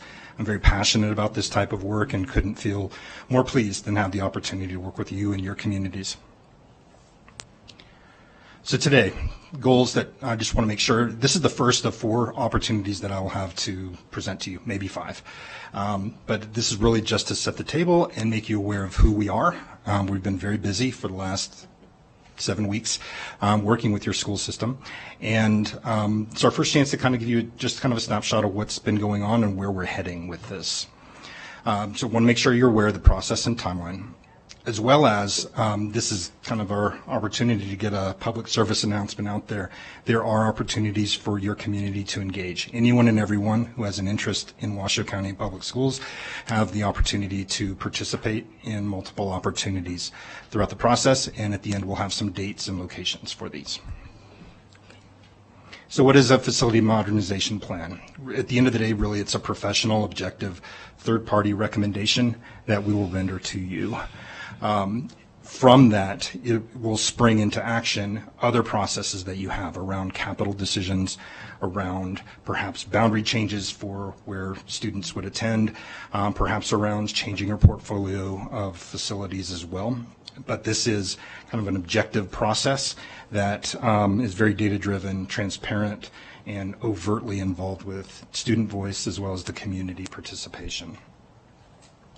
One thing I'm really pleased about, timing-wise, I couldn't ask for a better blessing, but that with Dr. Enfield's joining the district right around the time when we're getting started, we have the opportunity to align this process with her development of a strategic plan, and the timing could not be any better. I mentioned transparency, data-driven as part of it, but we have a tagline that really, I'll give credit to Adam, Tammy, and the team and the board for coming up with the notion that this is about equity and efficiency, and we're preserving that from the RFP into the process because it really gets central to where this is going. And our role is to be facilitators. We have a team of folks that have been out in your buildings studying them from a physical aspect as well as how well equipped and designed the schools are. That way we can benchmark using your current ed spec, which is architect speak, for how we design new schools today. So we're using your brand new facilities as kind of the measuring stick so that we can objectively measure, compare, and benchmark all of your schools from various aspects and categories, subcategories of how well suited the buildings are to serve your educational mission with equity for all students. And at the end of the day, we will provide those impartial and biased recommendations. So what does it involve? There's a lot of aspects to it, but we've been working with Dr. Enfield and her team on what the educational vision is and how that's going to translate into what we expect to see in the facilities and the organizations that are housed within them. We have a team that's looking at the condition of the facilities as well as measuring the adequacy, as I mentioned earlier. Equity is not a box to check as part of it. It's really replete throughout all of the aspects of the work that we do. And we are going to be looking closely at capacity. How many students, given the design of the buildings and the programs that are intended there, can reasonably supported by the buildings. And as I mentioned earlier, the community engagement is central to the work that we're doing. So when you say facility modernization plan. Oh, I'm sorry. We're going to jump. We have a question right in the middle. If that's I have okay. no problem. I have it's no okay problem in the with middle. Okay, thank you. Yes. You're okay with that? Okay. Absolutely. Okay, Thank you. I Nicolette. appreciate it because you're on a roll, and I hate to interrupt. Well, I really don't, but you're on a roll. Not my first rodeo. Right. Please. Thank you. So equity, you know, we use that word a lot, and so when you said equity and then you identified capacity, may I assume, and you don't have to identify it right now because it's rather complex, capacity is not the only equitable issue that you will be looking at. Oh, absolutely. Really, the big three pillars of it are looking at the condition of the buildings, the age and the upkeep of the buildings, but how well designed and equipped they are, as well as how full they are as part of it. But it's all done through the lens of making sure that we have supports for all students. I'm really proud, and it's one of my favorite subjects. When I'm in front of you next time in October, we're going to have a lot of the data findings, and we'll get a lot deeper dive into what equity means and how it's interwoven into the process. So will you look at, and I respect that, thank you. Just one more question, because I think this is very exciting, and I am looking forward to this process and the findings. You won't be looking at programs, or is that correct? Educational programs, just facility usage. Actually, as you teed up the slide here perfectly, is that it might transcend what you normally think of for facility modernization. What's broken and how do I go fix it? We like to think long-term for where this community, where the school district wants to go, and what kind of programs would need to be supported by those buildings. So it's really not a status quo type study. It's really forward-leaning. Thank you. Appreciate the questions. Please go, Trustee Smith. Thank you, Ms. Mills. We have another question. Thank you, President Taylor. One of the things I wanted to call out for equity as well, at least the way that I've been personally viewing that word in relation to this, is the environmental equity. It's not so much some of the other dimensions of diversity and equity that we think about, but just a certain reality about where you learn is almost just as important as, you know, what you're learning and in who's teaching you. And so we've got huge disparity between our brand new buildings and some of our older schools. And so when I think of equity here, I'm really looking outside of those first level dimensions of diversity, and I'm really looking at it from an environmental equity standpoint. At least that's my own interpretation of it. Thank you, Trustee Smith. Okay, please, Mr. Mills, go ahead. Absolutely. So I've got kind of categories of the types of outcomes that are on the table. Doesn't mean that these are the recommendations yet, but this really is for you and for the public to really understand where Dr. Enfield and the team is guiding us to lead this conversation. The stuff at the top, it's the obvious things about fixing buildings, maybe replacing some through the process, repurposing their use, or even divesting, possibly through interagency swaps or sales or whatever. Everything's on the table. We're looking at programs, what's working well, perhaps things that can be brought to broader scale. We want to honor that and perhaps create accommodations in a long-range plan for that. Magnet programs, virtual programs, all these things are going to be considered as we look at it because they do have dramatic impact on, one, the interest of achieving equity for all students, but also how you can efficiently deliver it, getting to the tagline, efficiency and equity. Portfolio outcomes. So this gets a little deeper. You know, you can see this is kind of get progressive, a little more prickly, a little more challenging as we get into it, but the number and sizes of schools will be looked at closely. Feeder alignment, which is kind of the matriculation patterns, articulation patterns of elementary to middle to high school. I'll be looking at that along with the boundaries, which we know you have a very robust, responsible program for that. We're just dovetailing into that, as well as perhaps grade reconfiguration as part of the work. You know, looking at maybe different than elementary, that's pre-K through 5, 6 through 8 middle, 9 through 12. I'm not saying I'm about to go change that for you, but we're going to be examining opportunities considering your built environment and your educational goals. Things like attendance policy, boundary changes, alternative calendar schedule as well on the table for consideration. So maybe a little bit different than you might have come to the table with, but saw this meeting virtually when you were considering this project to happen and then our selection, thank you, that there was a lot of interest in this being forward-leaning and going much further beyond than status quo, so I just want to give you an appreciation. That is indeed on the table. I appreciate that, Mr. Mills. We're going to go another question from Trustee Smith. Yes. I love everything you're saying. Definitely forward leaning. Back on that slide, I think it was number 5. One of the things to just state for the record that we're also going to be looking at, or is it, can you confirm that we'll be looking at entire areas where we may have a couple older schools with lower attendance and reimagining what an educational location could look like for entire areas.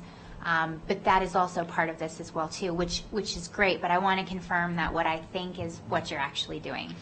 Affirmative, absolutely. Trustee Mayberry? Thank you, Madam President. Thank you, sir. What struck me was the attendance policy. Can you help us better understand how that aligns with the facility modernization stuff? You have certain parts of your geography that have under-enrollment versus others that are over-enrolled and a little bit crowded. And one potential outcome would be to look at possibilities of having enrollment choice, which is setting up structures and processes where folks could vote with their feet and go to where the programs are that they care to go to, as opposed to a default where they are. Again, this is rather dramatic change for a large district of your size, and I've done this enough times to understand that I don't take this lightly, and I'm not just throwing things because it sounds fancy and sounds neat. Everyone loves the notion of choice. It sounds empowering, and that I have agency to make decisions for my family, but there's also some false agencies with those that we're going to examine really closely as if that's something that deeply wants to be considered. So let me tell you a little bit about the process. First, in terms of just the kind of the concepts about the way we've designed this process, and also some of the timeline issues.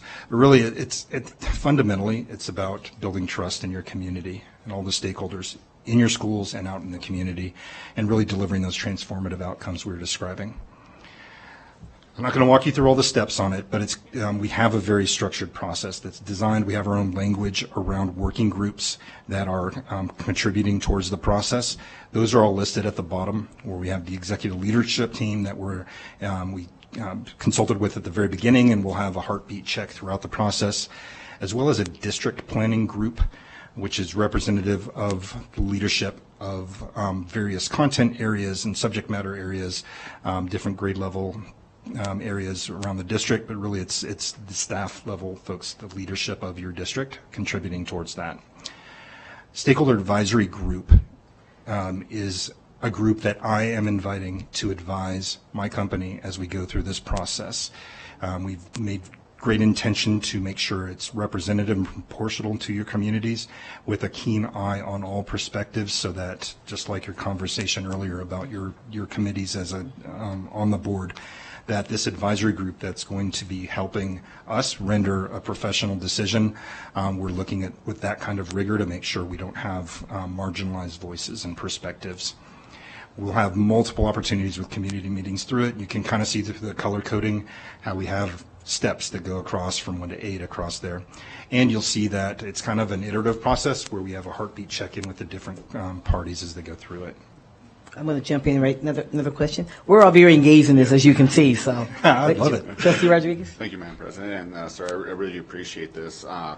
Can you kind of elaborate a little bit more on how you're going to open this up to the public? Can you kind of give us a little snapshot on how you plan on doing that? Sure. So kind of fundamentally, we've designed a process that embodies the partnership that the district and community have. So each really has its own kind of committee that is a partner to each other. Now, we can't possibly have the entire district come participate in anything, or we're going to shut down Dr. Enfield's operation. We can't possibly have the whole community show up, so we have these representative groups that, as I mentioned, are very diverse in perspectives and interests, from geographical to socioeconomic, different. We have the athletic folks, we have the arts folks, we have everybody that has different interests, college-bound, career-bound, et cetera, on the committees. And we have been given lists and profiles of individuals, and us being outsiders, we can appreciate folks. We don't have all the history and baggage, so we're doing our best to make a recommendation for participants on the stakeholder advisory group. And I appreciate that. I guess, like, how are you planning on getting that word out to the community? I mean, I've only been here a year, and I only have one advisory group, and that's for our new superintendent. Is there going to be meetings or something like that, or? I'm sorry, could you repeat the question? Is there going to be like meetings? Are these representatives going to have like their own little kind of town hall? And I'll put that there for now. We'll have multiple evening meetings where they'll have the opportunity to weigh in on survey questions that will be applied to the greater community at large, where they will review some of the guiding principles and decision criteria, as well as actual options that are designed and put on the table before they go out to the community. Okay. And if you don't know the answer right now, that's fine. Maybe Mr. Searcy can get back to me, but I'd like to know how you were planning to get the word out to community that, hey, we have these openings, we have this advisory group. I would appreciate that in the future. Absolutely. If I could just add a little bit to the community outreach, we've sent multiple emails out last week and the week before to all of our staff and those on the email list, describing the beginnings of the process and inviting them to, we've created a website, where all of our information will sort of serve as a home base, so to speak. Later in the presentation, we'll get into a little bit more detail about some of the open community forums that we're going to be hosting, both in person and virtually. Last week, we held some initial virtual forums that were completely open to the public and advertised widely, as well as an in-person forum. Those are introductory in nature. As we get deeper into the process, they'll be much more intensive, hands-on engagement from community members, incorporating input from the various separate groups into the community discussion. I'm sure Paul can elaborate also on various other mediums through which we'll engage the community, whether it's online surveys, things of that nature.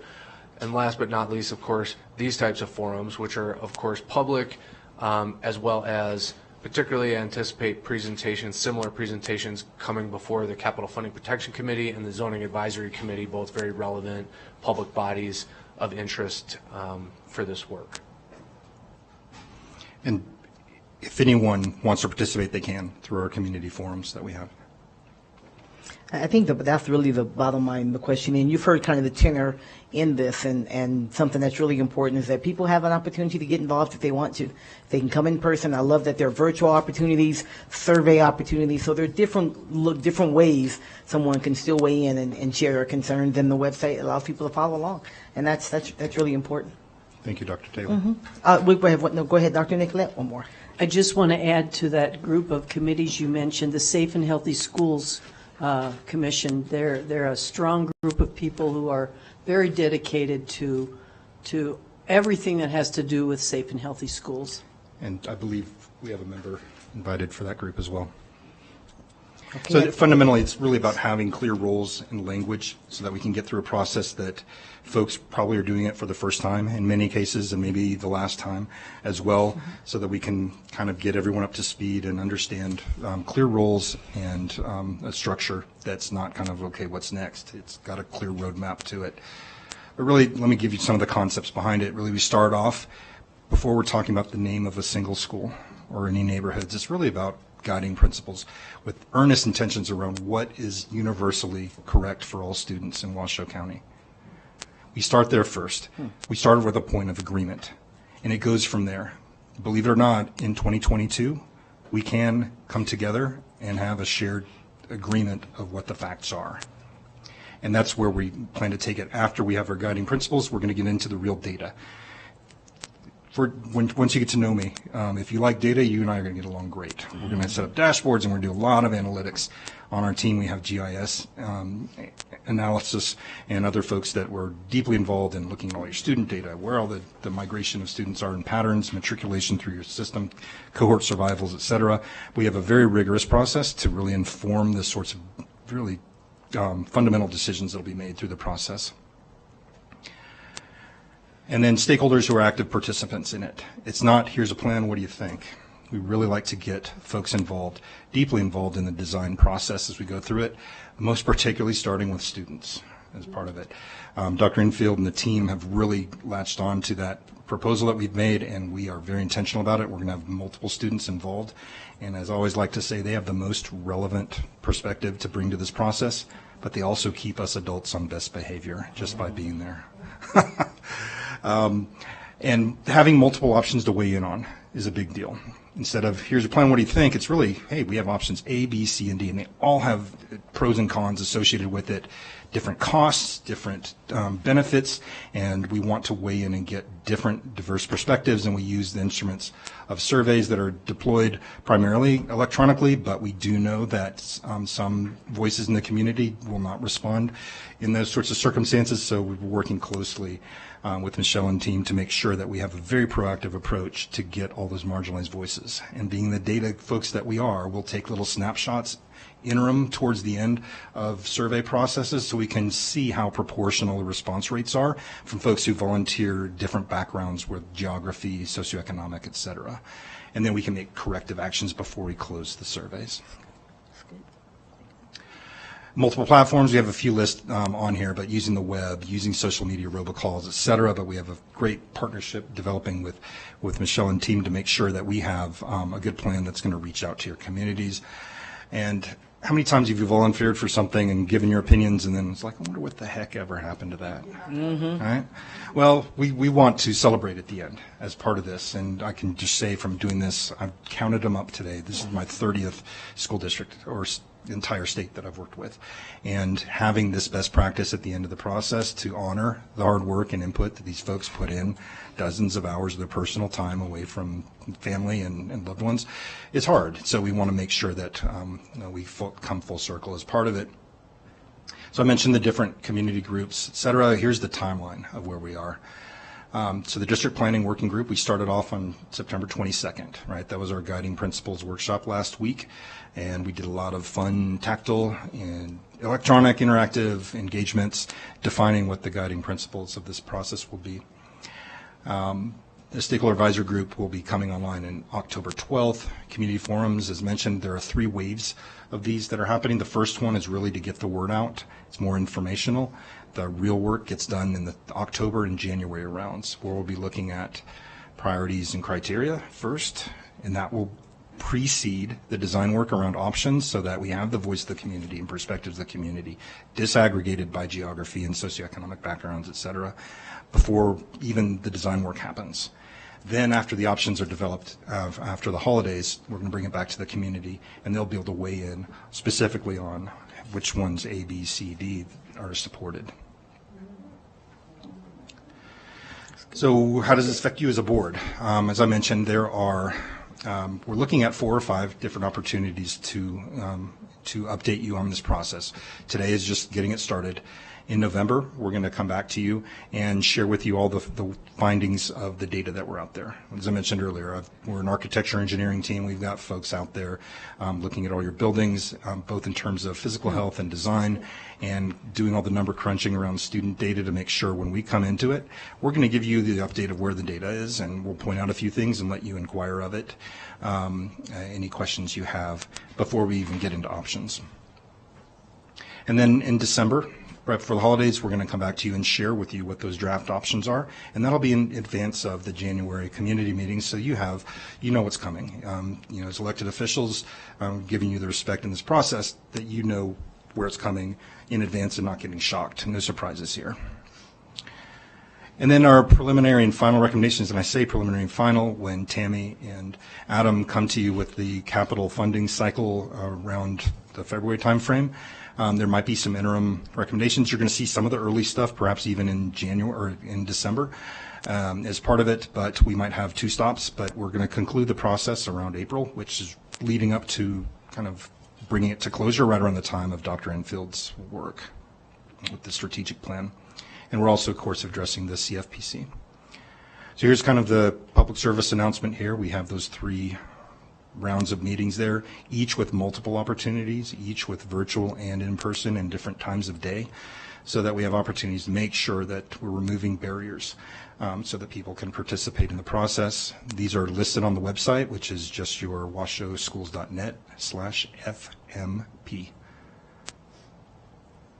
With that, I know you've asked questions along the way. and happy to address any others. I would, any public comment on this, JJ? Before we, oh, yes, it's not an action item. Great. Thank you. But I will say this. This is so much more comprehensive. Oh, okay. Yeah. Thank you. Yeah. I appreciate, no, I've been doing pretty good. I haven't forgotten them once yet. Sometimes when you're on Zoom, I forget people. I haven't forgotten them. JJ has his knife in the line right here with me, so I got you, Trustee Church. But this is just so much more comprehensive than I thought, which I really appreciate. You look, all of the things that are involved in it, the community piece, the staff piece, making sure that students are involved. It's really impressive. You can tell that this is what you do. I'm really excited about what we're going to learn from this process and the decisions that we can make together moving forward. So thank you, Mr. Mills. Thank you very much. Trustee Church. You're on mute, sir. Yep. Oh, it took me a second. I have to go from screen to screen. You scared me on one slide. I didn't see the slide number, but it says the word robocall. You scared me. It said what? Oh. You don't want to be bothering people at home if they haven't solicited that. We have a policy. Well, I just want to rest assured we're not going to be sending out a lot of robocalls. I appreciate lifting that up, Trustee Church. The list of items there are kind of menu items that we're discussing with staff right now about strategies for it. It's something we've used in other jurisdictions where they do have that kind of practice and policy, and the community expects it and appreciates it. But if that's not the custom here, absolutely, we're not going to push anything on you as the board or the community. That's just not in practice. Well, I think. And then I have four. I see Michelle Anderson. Yeah, I was just going to say, you may have more questions, but I was going to ask Ms. Anderson to respond to that. Trustee Church? Thank you, President Taylor and Trustee Church. Yes, we do know robocalls are not something that is a practice that we want to do unless it is critical information. So last Wednesday, we sent out an email only, not a robocall, that invited people to participate in the, and so that is definitely front of mind for me. All righty. And then I have basically four questions. I'll ask them all at once. They're interrelated. Will this study address school closures? Like saying maybe this school, the demographics have changed and we just really we don't need it. Will it address possibly taking some of the schools, as is commonly used, down to the studs to rebuild them? Will it recommend locations for new schools? And will it discuss a new school district administrative building? So those are four. I can address that. Absolutely, the first three are on the table for consideration. So consolidations, closures, and I'd like to posture them really as trade-up scenarios for students and not deficit, sort of taking something away from community, but rather kind of cardinal rule, make sure that every student has a better outlook than not just taking students that attend one tired old school and take them to one that's even further away from them. Another tired old school. Exactly. That just happens to be 5 minutes further in traffic, right? Down to the studs, absolutely. Major renovation. I mean, you've been blessed because you've reached kind of a peak point in your demographic in Reno. A lot of contributing factors there, but the virtue that you do have declining enrollment and your cohorts that are younger than your high school students are smaller. So once you matriculate your high schoolers out, you're going to have a lot of breathing room in different pockets around the community. And plus, on top of your WC1 funding that's available, we have the opportunity for transformative outcomes for the older schools, really getting to that equity and efficiency, right? So that's on the table. Locations for new schools, absolutely on the table when we look at a big capital plan like this. As far as an administration facility, we're really focusing on schools in our scope of work here. That's something that, knowing, having a professional environment that's breeds efficiency and accessibility to community is important for a school district, but currently that's not on the table for us to look at. We're willing and able to help if necessary. And I'll just add on that point that the administration and central services facility needs are very much on the radar of the school district facilities department. So while it's not currently a part of Canon Design scope, their scope for all school facilities, they do go hand in hand, and that's something that we're beginning to look at internally. Thank you, Mr. Sissi. Trustee Church, you have more? Yeah, if I could ask then, will they look? It raised a great question. They're going to look at bus facilities, look at nutritional services, or is it strictly educational schools? He broke up a little bit, Mr. Mills. Did you follow that? I followed the question, and maybe I'll parrot it back, and correct me if I'm wrong, Trustee Church. We will be working with your operational departments, child nutrition departments, transportation, et cetera, to understand what their challenges are, and we can work those into the plan on a high level.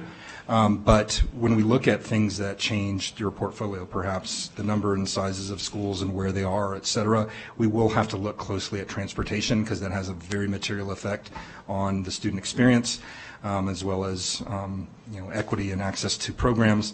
And by virtue of all our GIS analytics and stuff, our pledge is to make sure we're not putting you into a situation with unintended consequences. Well said. And my gut just tells me, I mean, and this is not an action item, but my gut just tells me that admin building, if it's included in the cost, that ought to be included in what you look at. But thank you. Thank you, Trustee Church. I think an admin building is front of mind for a lot of people. It's just, it's well past time. So thank you for that. Trustee Smith and then Trustee Mayberry. Thank you so much, President Taylor. This is a great presentation. I do have one question, but before I get to that, I just want to take a pause and say thank you to our community for passing WC1. Yes.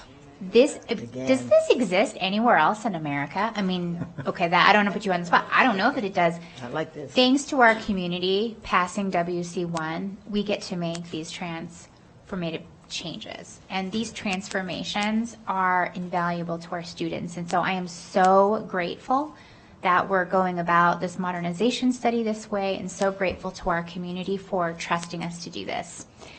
So my question relates to agility. So the timeline looks great, the process looks great, and we're looking at later in the spring possibly for some preliminary or some final decisions.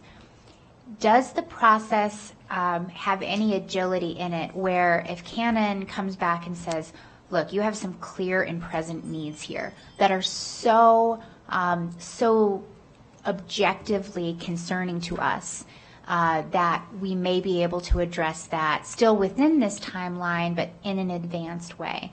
So I guess what I'm looking for is I love the whole machine of it, but is there also the possibility for a parallel agility should Canon Design really feel that something needs to be addressed? And that's something that that Tammy and Adam have made very clear. We want to have flexibility and agility, to use your turn of phrase, in the process. A couple things. We do scenario-based planning, and if in all scenarios there's a common denominator that there's certain aspects that need attention right away, those are kind of low-dangling fruit, and if it's something that's within your means, within your budgets, by all means, we can recommend those early on, and action be taken with confidence that it fits within the framework of the planning. I wanted to circle around one thing. Thank you to the public for the WC1 funding, but also I would want to give a shout out to the responsible tact that the district has taken, starting with the board, with the administration, as well as your professional staff, supporting upkeeping with capacity to the extent you have. I work with many, many school districts where there are such impacted, capacity situations and overcrowding that even if you were at a point of declining enrollment, you still have to keep up with that, let alone dealing with your older schools. So you're in a very blessed situation, and we intend to capitalize on that here. Thank you very much, Mr. Mills. Trustee Mayberry? Thank you, Madam President. Thank you, Mr. Mills. Going back to outcomes, what I hear a lot about from moms and dads is the points that you brought up are certainly important, but so is safety and security. Curious if the study your work on the modernization issues are going to look at things like enhancements for security and safety at schools. Maybe it's fencing, single point entry, cameras, those kinds of things. Is that part of this study? Absolutely.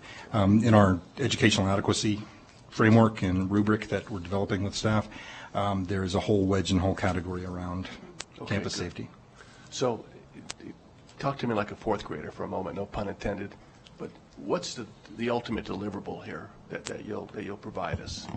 It'll be a series of recommendations that can be taken into action, whether it's in whole or piecemeal, different parts. But it'll be a series of recommendations that'll be centered around your other processes that you have in place, capital investments, whether you change your school portfolio, boundary adjustments, things like that. But it's an objective third-party expert opinion on what the data and a very intentional process with community input will recommend. And stakeholder groups will include our staff, our educators, those that are in the buildings day in and day out. They'll be part of this process as well to provide input. Absolutely. If I could add on that just a little bit, that deliverable, exactly as Paul described, very important. Ultimately, staff will then have to come back for approval from Capital Funding Protection Committee and the Board of Trustees for each individual action and progress as suggested by this ultimate study. So, it's just a study. It's robust as can be, and ultimately intended to receive action from the trustees. But then and only then might we begin executing these actual projects.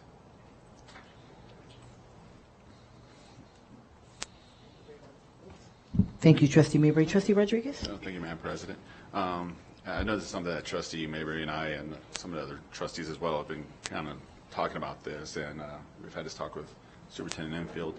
Kind of piggybacking off of Trustee Mayberry's question, are you guys looking at advanced systems as well, kind of zero-eye detectors that are non-intrusive that can detect firearms, things like that? Are you guys looking at those measures as well? Is that part of this? So as Paul described, we'll be looking at all of our existing facilities and sort of benchmarking them against our newest facilities to try to establish or come up with solutions to create a similar learning environment at all of our schools. The detailed solutions, whether it be safety and security related or whether it be architecturally related or any other element of our schools, furniture, fixtures, and equipment, etc., those will largely be subsequent projects from after the study is completed. So the specific solution may not be identified, but the deficiency or the opportunity for improvement within an existing school will be identified and helped to be prioritized. Hey, this is an area of greater need than this particular school, and then we'll be working it out with our staff and with our design teams and consultants to come up with the specific details of how we might modernize and renovate this school or completely reconstruct or just renovate a relatively newer school in certain ways without major demolition or renovation. Okay. The specific solutions have not and will not be identified through this study. That's what I'm taking from that. Yeah, that's what I'm taking from that. Okay, but thank you. Thank you so much. Trustee Mayberry, back to you. Just real quick, just look at Vaughn Middle School first. That's all I ask. From A to Z, starting with V. You're starting upside down, right? All right. Dr. Enfield? I just want to thank Mr. Mills. All of our interactions with Canon Design not only have been incredibly productive conversations, but it is clear to me how dialed in they are to the needs and priorities and values of the Washoe County School District. And I am grateful for that. So whenever we partner with someone, I don't only want them to be smart and good at what they do. I want them to know who we are and what our community needs. So Mr. Mills, I'm grateful for that. So thank you. Okay, thank you very much. We look forward to hearing back and seeing what the data report is sometime next month. We appreciate it. See you in October. All right. Thank you. Okay. All right, yeah, we'll be here before you know it. Yeah, shoot, I don't know what, next week? Yeah, that's October. All right, our student representative could not be here with us today, so we'll go right to our board reports. So let's see, we will start with, I won't make you start first, Trustee Church. I think I did that last time you were on Zoom, so we'll start with Trustee Smith. Thank you so much, President Taylor. All right, I got a bunch. So going in the way, way back machine, I spoke with a local real estate professional group, which was phenomenal. They're leaders in our communities. They're really helping to guide a lot of the people coming to our community, and so that was great to speak with them. Participated at the first day of school at Swope Middle School, both as a trustee and also as a parent. I attended the superintendent's town hall at Reno High School. That was the very first one, and our superintendent did a wonderful job there. Visited Huff Acre Elementary School, where I learned about the data deluge with Principal Leah Anderson.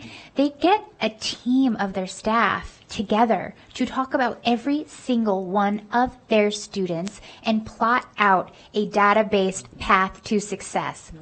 Amazing.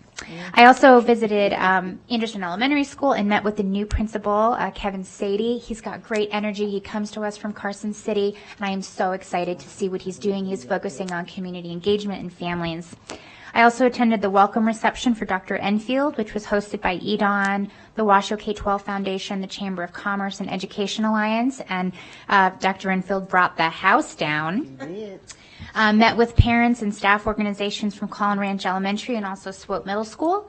Attended the ribbon cutting at Bernice Matthews. They're the newest community and schools location with the resource room. Lots of discreet support for our students. And the best part is the on-site resource staff member at Bernice Matthews Elementary from Community and Schools was a superstar herself as a child. So that is full circle, full service. That's amazing. I also attended that very first virtual community forum for the modernization study, and that was amazing. And now I have almost a full minute to talk about almost the most amazing thing ever, and that is that the procurement team won the National Procurement Institute Annual Achievement of Excellence Award for the 21st consecutive year and the 25th time overall. And so we talk about taxpayer money, our fiduciary responsibility. This is proof that this is happening, and not just now, and not just because people are paying attention or saying we've got our eye on you. They have been doing it for a long, long, long time. So how good is that? Let's talk about some data. Only 171 government agencies in the U.S. and Canada received this in all of 2022, and only 17 school districts in all of the U.S. and Canada. That's about 13,800 in the U.S., 300 in Canada. That's 14,100. So watch out, Kendra Fox and Stacy Cooper. I'm going to do some math.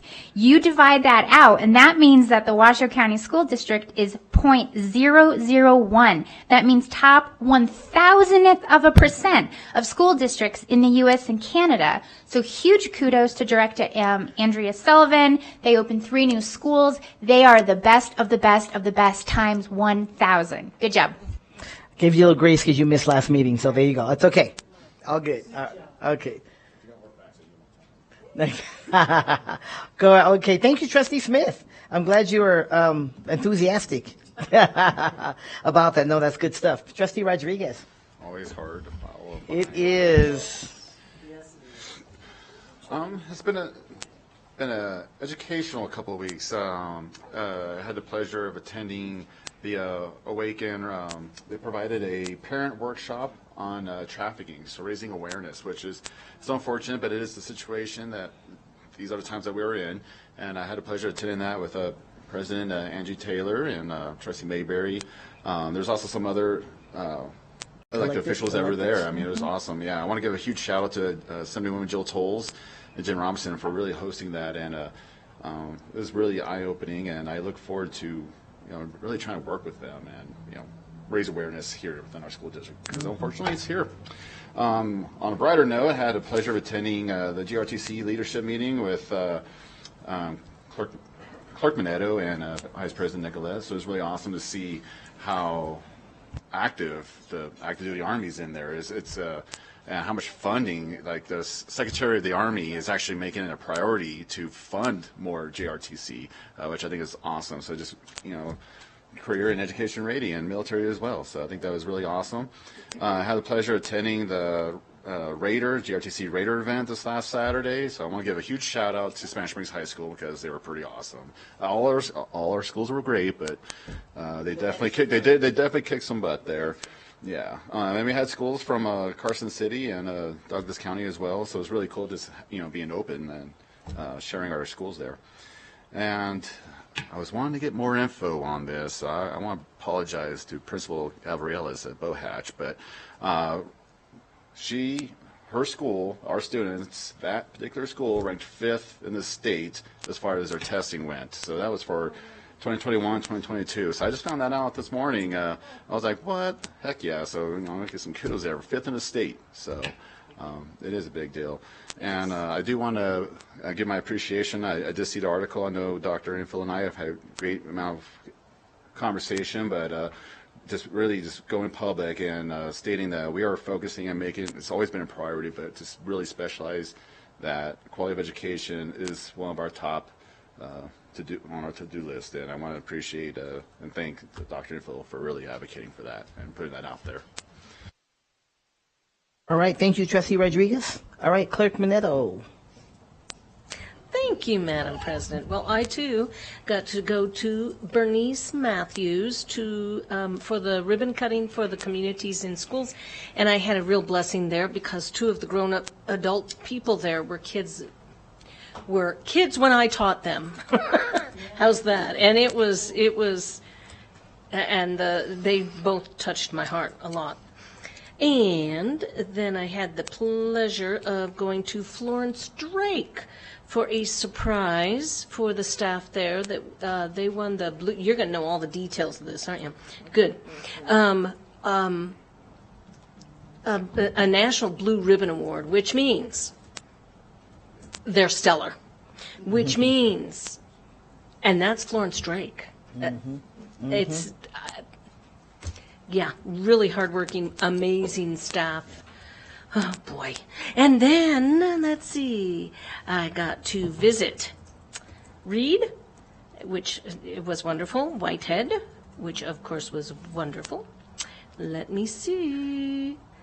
I had a real pleasure to visit I missed part of the policy meeting last week because I went to a home visit of a young lady who goes to Innovations, and it was delightful. The teachers were just lavished love on this young lady, and the parents. It was just delightful. We stayed probably longer than we should have, and then I too visited the JROTC executive director. That visit was amazing. I had to leave a second early, but that was amazing too. All right, and then I went to Kate Smith, the sweetest little gem in the world, and Mitchell, which I think, I don't know, but I think was is the oldest school, in Sparks. And it used to be 3 stories, and it burned down, and all these stories go on. And they have a Jack's Carnival. I'm not sure if I'm saying that right. Been going on for a long, long time. Look it up online. It just looks fascinating. Okay. And then I got to go. Then I got to go to the Reno Philharmonic Youth Orchestra concert, the first one I've gotten to go to since I was a teacher, doing it, dragging those little kids off with me. It was delightful. It was just so wonderful. And then I got to go faster, I got to see Mendive. I got to visit Mendive. I got to go to Diedrichson. Didn't get to go to Diedrichson last semester. And yesterday I went and visited Moss, which was Marmontsville. So, thank you. All right. Thank you, Clerk Minetto. We're going to go to you next, Trustee Church. Thank you very much. Number one, if JJ has it, there's a picture I gave her to put up. So we'll see if she has that. It's up. That's we can see it. J. Wood Raw. Look at how it's coming. Isn't that impressive? I mean, it is really coming along well, our new elementary, so wonderful. Moving along, I am on the road. I am going to be attending a homeless conference in Las Vegas. As you know, I care deeply about that, the homeless, what we commonly call children in transition. So it directly relates to school board issues, although I paid for the conference and lodging out of my own pocket. with my whole $700 a month that we get. But it's a very important conference to me. So I'm with the statewide conference. So I'm looking forward to it. Number two, I want to thank the board, my fellow board members, for the professionalism today. Not to be lost, I was the 6-1 vote. That's democracy. But anybody that's watching saw complete professionalism. We enter a little bit, we go back and forth, and then we vote, and that's just democracy in action. So I just thank all the board members for that. And it kind of relates to some news articles lately. I don't want to go into big detail, but they refer to myself or even Miss Westlake that spoke earlier as obstructionists. If you watch the meeting today, there's no obstructionists. It was just good debate, good political debate about important issues to schools. And so again, I thank the board members for that. And because of those news articles that are not well written, I want to make it 100% clear that I support the superintendent 100%. And again, I thank her, as did Mr. Rodriguez, Trustee Rodriguez, that she has expressed support for education.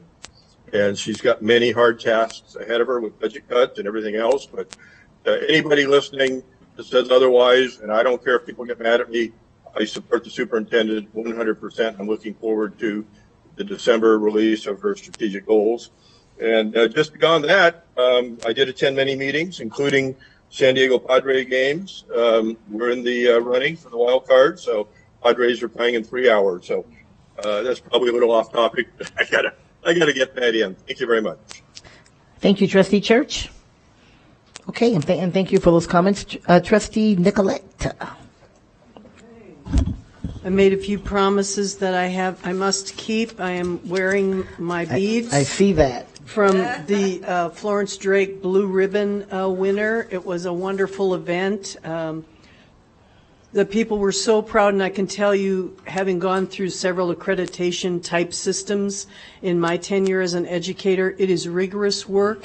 And when you finally get over that finish line, you kind of forget how much work it was, and you just party because you're so very proud, as they should be.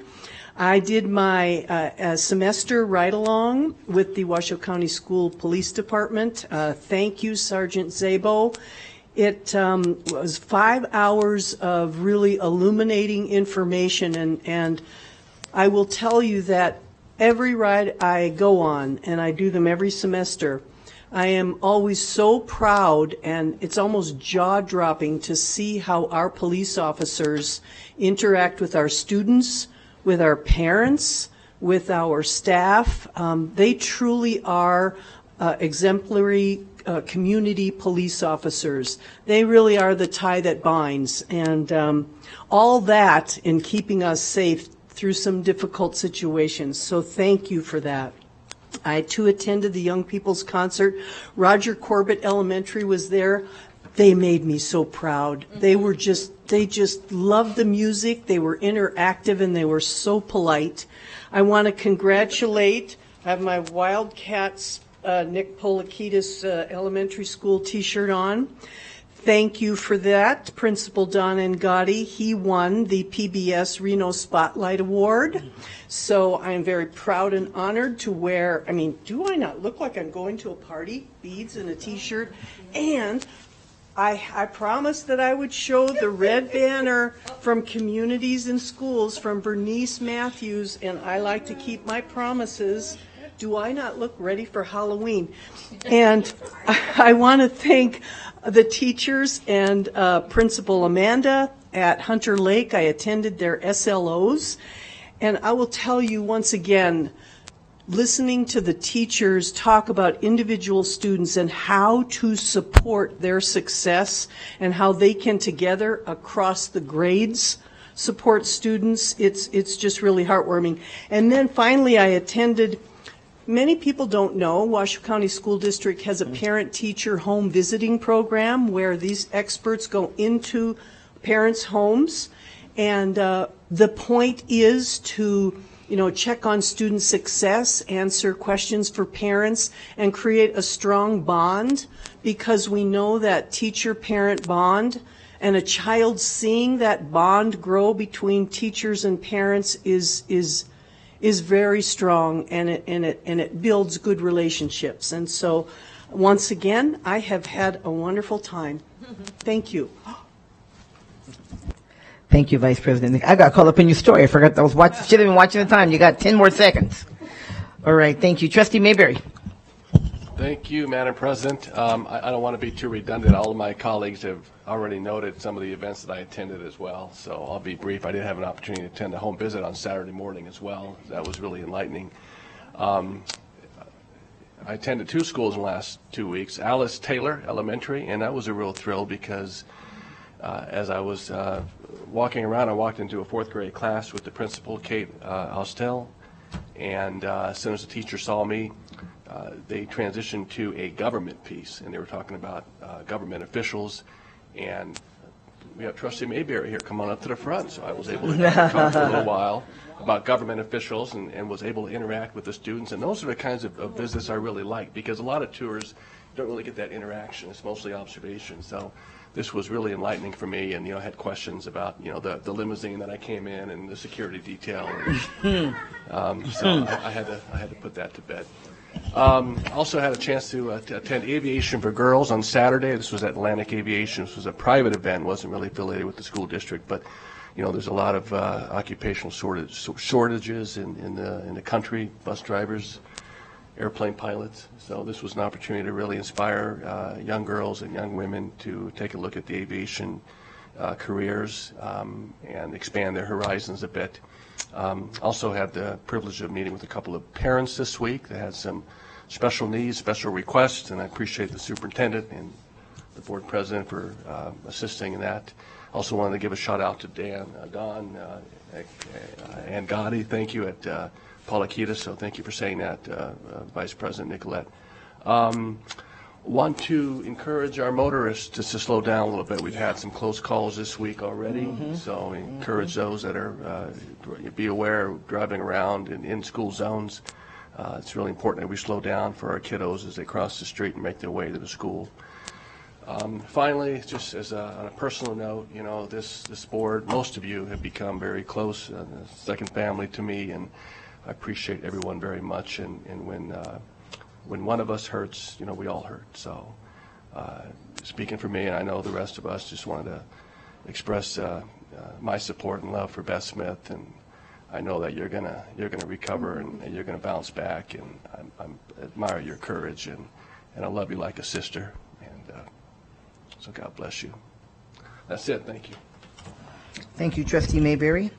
Some of my events as well were covered. I do want to mention that the 2 days after our last meeting was on the 13th. It was the start of Hispanic Heritage Month, and at various locations across their school district, they're celebrating in various ways. So let's just keep that in our minds as we go around doing what we do as trustees and do our visits and so on. That it's a really important to acknowledge the celebration times for various cultures and really appreciate the things that we can learn from them. Also, that the parent seminar for to help prevent sex trafficking.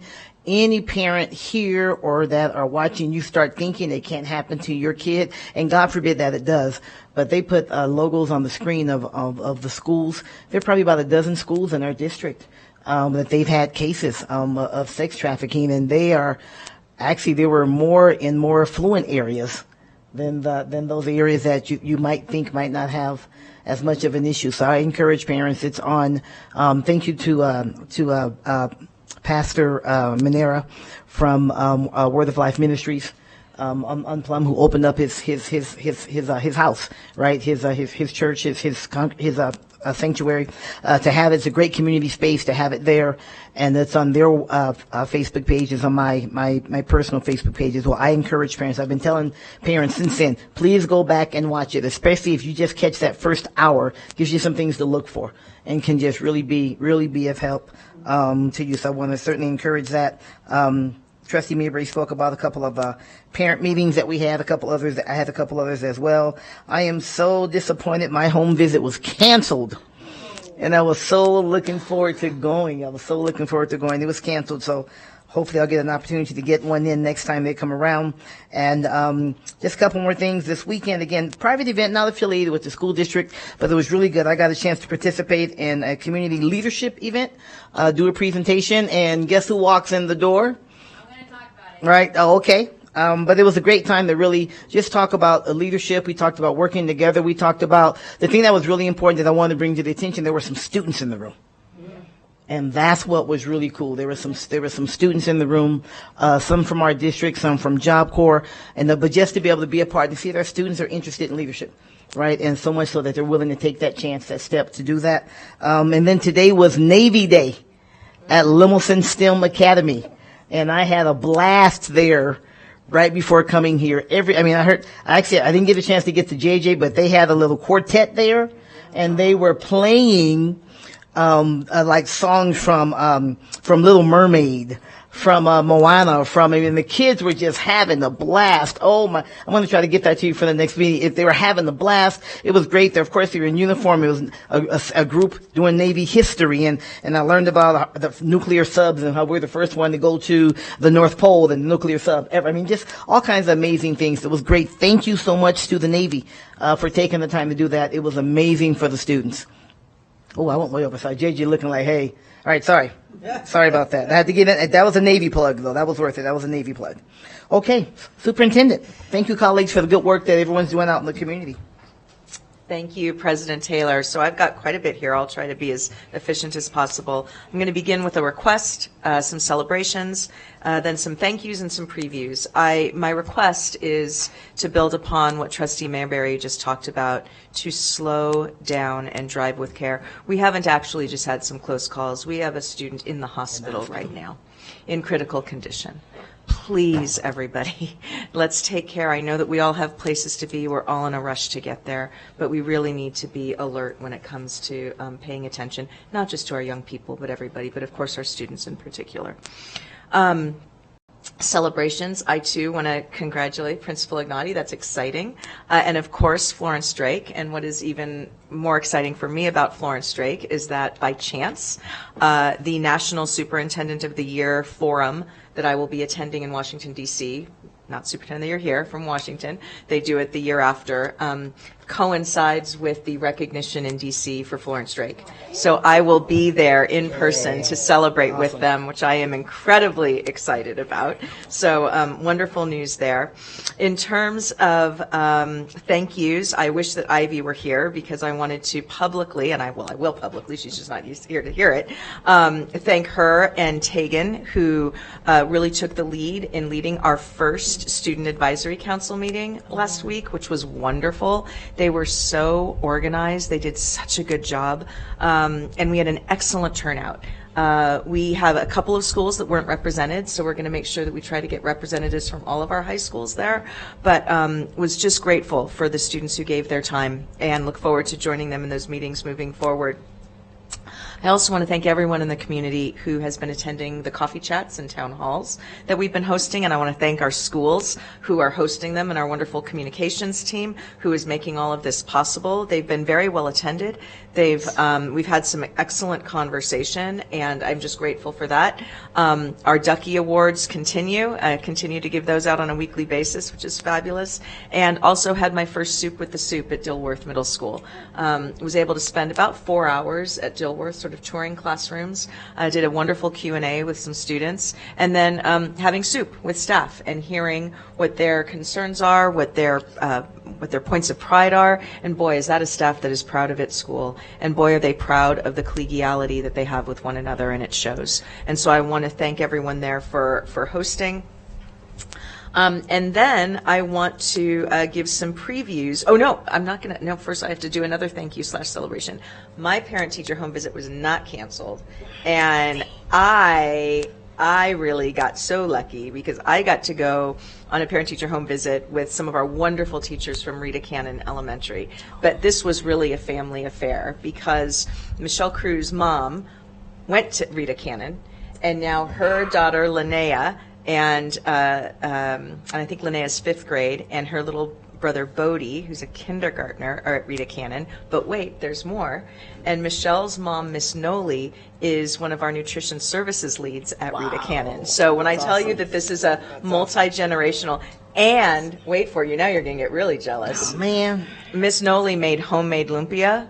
Oh. I could pop those like candy all day long. So they were delicious. I did get a side invite back for the holidays. I'm going to follow up. I'm hoping it was legit because I'm coming back. I think I need to join you. I think I join you on that visit. Miss Noli is awfully good. So I just want to thank our Rita Cannon staff for their commitment to the parent-teacher home visit, and to our families for welcoming us into their homes after a long day. You know, to have these people come into your home, that's not nothing. So I want to thank Michelle and her family for that. And then in terms of previews, I know some of the trustees have mentioned my comment at the town hall around incorporating quality of education updates into our upcoming board meetings. And so I just want to give our trustees and our community a little preview of what that's going to be about. I think it's really important, and I know you've heard me say this, of course we pay attention to test scores. They are important. However, they are only one part of the story that tells sort of how our students are doing in our schools. And so I want to make sure that we're combining, and trustees have been very clear on this, the quantitative with the qualitative when it comes to sharing what we're doing around quality of education in the Washoe County School District. So beginning in October, on October 26th, you will have your first quantitative presentation, and Dr. Troy Parks, our Chief Academic Officer, and his team are putting together a schedule, which I will share with the board. What we're going to do at these is we're not going to do everything in the kitchen sink. We want to do some deep dives on particular content areas, grade bands, student groups, especially where we have disparities. I think it's really important that we shine a light not on the disparities themselves, but on the fact that we know we have them and what we're doing about them. So that will be the first presentation on the 26th, and then you'll have those subsequently moving forward. But not that that's not super fun. I don't want to downplay Dr. Parks' exceptional talent at presenting a scintillating data presentation. So I want to be clear on that. But where it's really going to get good is when we do the qualitative presentations. So beginning in November, we will have school presentations where we will invite one of our schools, the principal and staff, and they may, depending on what their area of focus is, bring families, they may bring students, and have them share the work that they're doing, their points of pride and their areas of focus, so that we can celebrate the good work that's happening in our schools. Because as I tell you, and as I go on my school visits every week, I am seeing so much good work happening, so many dedicated, hardworking staff, so many excited, connected young people. And when I say connected, they are connected to their school, they are connected to their teachers and their principals. It's a truly beautiful thing to see.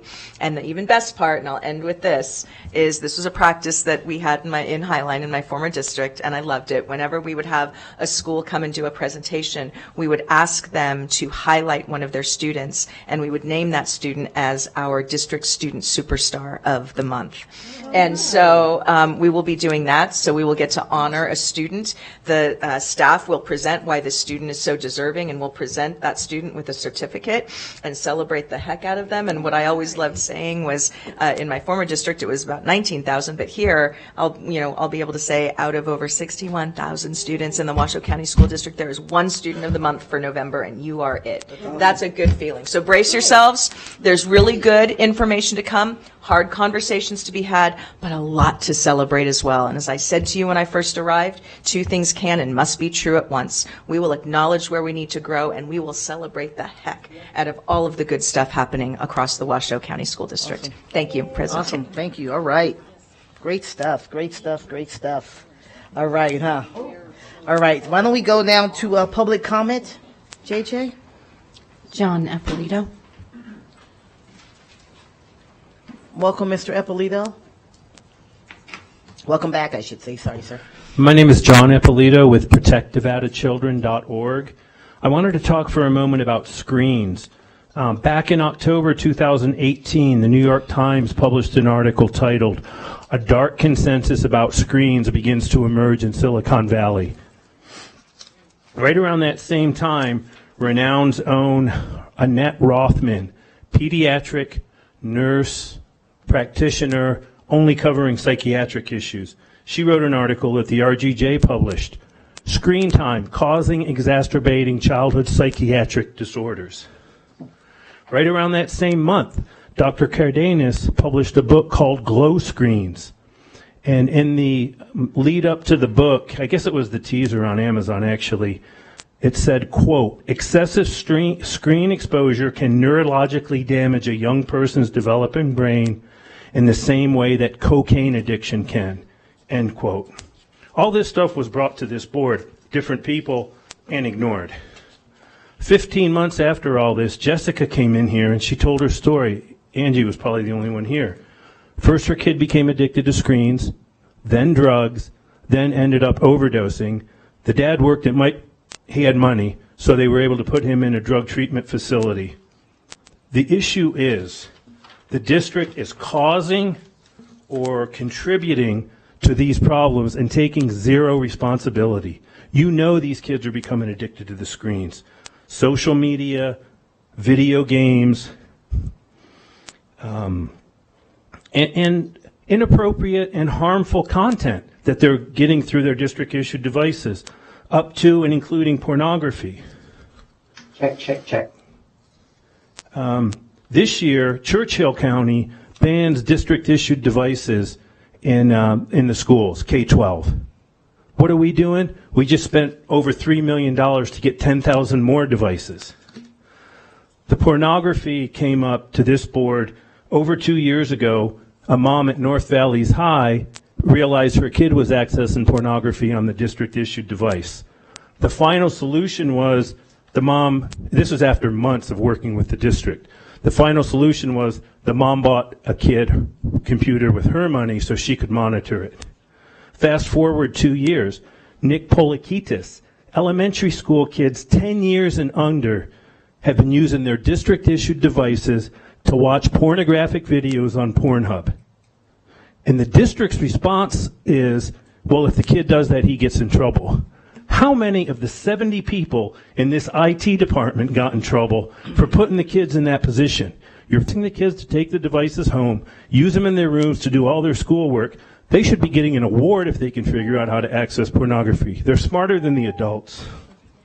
Thank you, Mr. Eppolito. And you guys don't take any responsibility for any of this. Thank you, and Mr. that's the problem. Eppolito. You went over. I appreciate it. Thank you. Yeah, thank you. Melanie Sutton.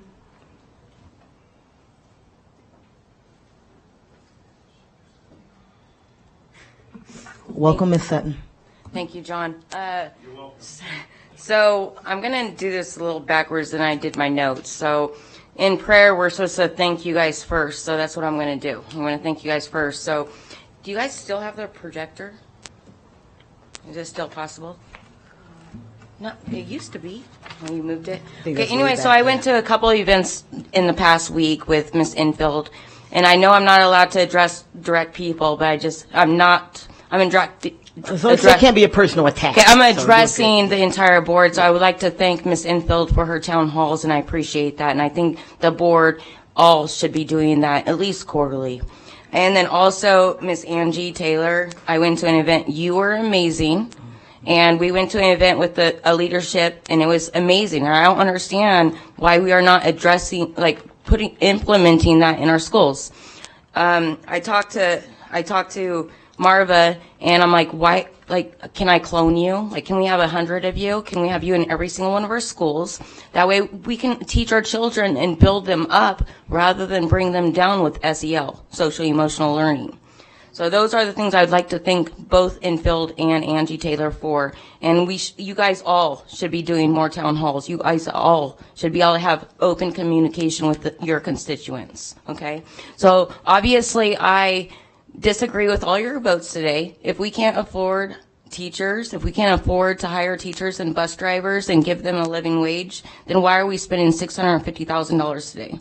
Because with me, if I can't afford it, I'm not going to spend it.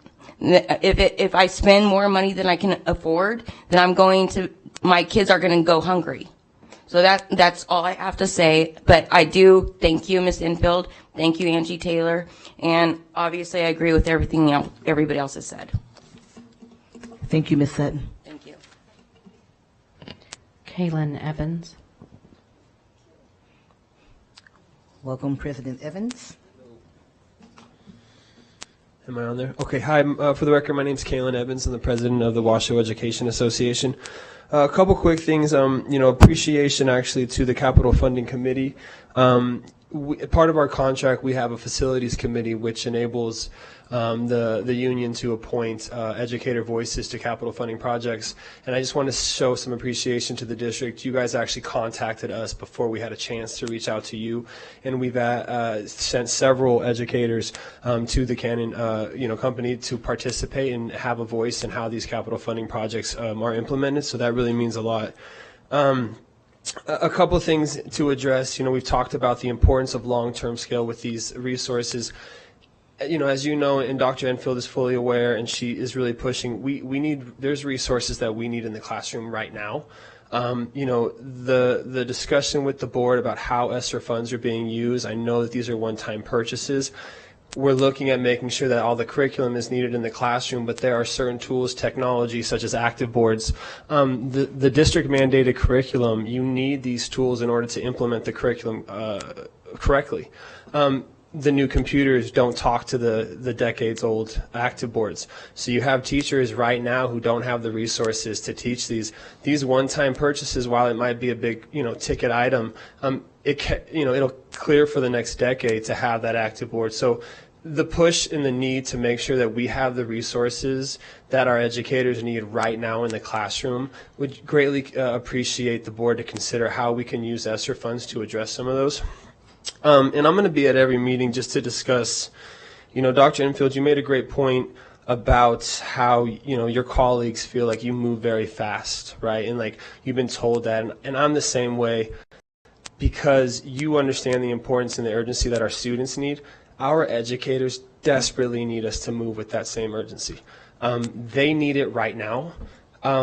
We are working very collaboratively and aggressively with the district to address a lot of the staffing issues that we have, but making sure that we have the needed resources that we have, and that we're making sure that our staffing guidelines, we've already have the largest class sizes in the country.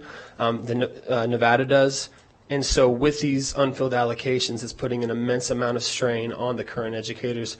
So taking everything that we can to help support them to deal with these unfilled allocations and the added work, the staffing guidelines that we have in place right now, they're high because financially as a district we're so grossly underfunded, but we still can do more to make sure that we're supporting the educators in the classroom right now. And then just real quick, love that you guys are doing home visits. I was actually the home visit coordinator for Lemelson for the last 10 years, have been on over 100 home visits myself. It's an amazing program to interact the community with our schools, so thank you. Thank you, Mr. Evans.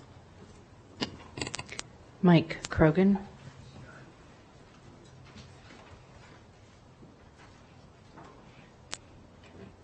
Welcome, Mr. Krogan. Thank you.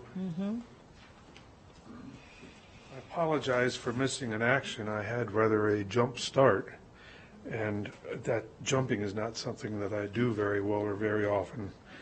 But between hospitals and family visits, I've been out of action. But I'm back, and I got something to share with you. It's entitled WCSD regarding diving slave wrecks.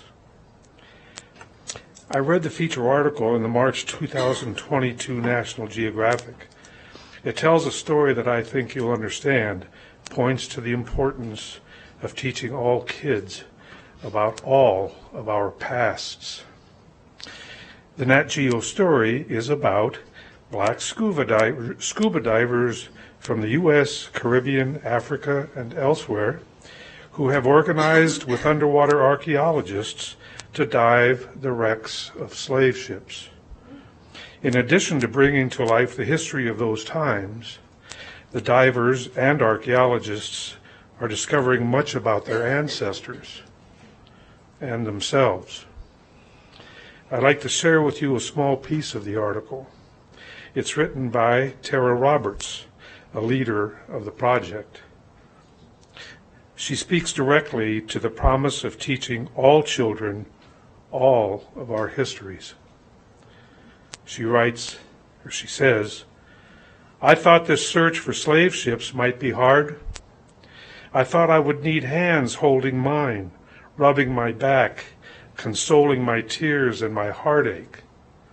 Instead, I found strength and power and adventure and camaraderie. I found laughter, love, life, kinship. I found something strong and necessary to root and ground me. Perhaps opponents of teaching all history understand Mrs. Roberts' self-empowerment. After all,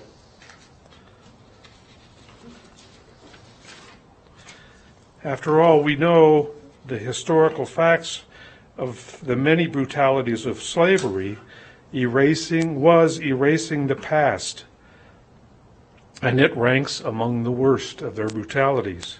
Serious efforts were made by the enslavers to sever the social and spiritual connections of Africans that carried those things from their homeland to America. The question facing us today is whether we want to continue that legacy or create a new one. Thank you. Thank you, Mr. Grogan. Shannon Coley. Welcome, Ms. Coley. I just wanted to address how the public comments are set up. Can you bring that mic down to you a little bit more? Yeah. Thank you. As a community member, I find it difficult to make informed questions on each consent agenda item because we have to speak as the public before the discussion is had. And after it, we have questions. There's discussion, and there's new information presented to us. So I would just really would like to know if there can be some other setup that we could talk after the discussion on consent agenda items. Because we're making a comment before information is given to us. We're just, anyways. Okay, and I'd also,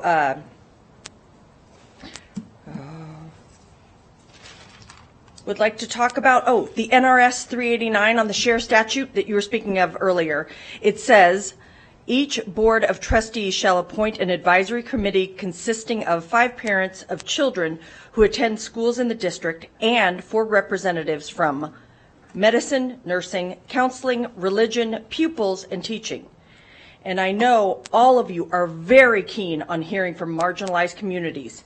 And I know for a fact, I have been told by the Mormon community, they feel absolutely locked out of the share process. Thanks. Thank you, Ms. Coley. The board received an email from Ann Silver with the Chamber of Commerce. Thank you. That's all the public comment, JJ? Okay. Thank you very much. This concludes our meeting, everyone, and we invite you to join us 2 weeks from today, 2 p.m., our next meeting date. Let me get it. It's October 11th. Thank you, everybody.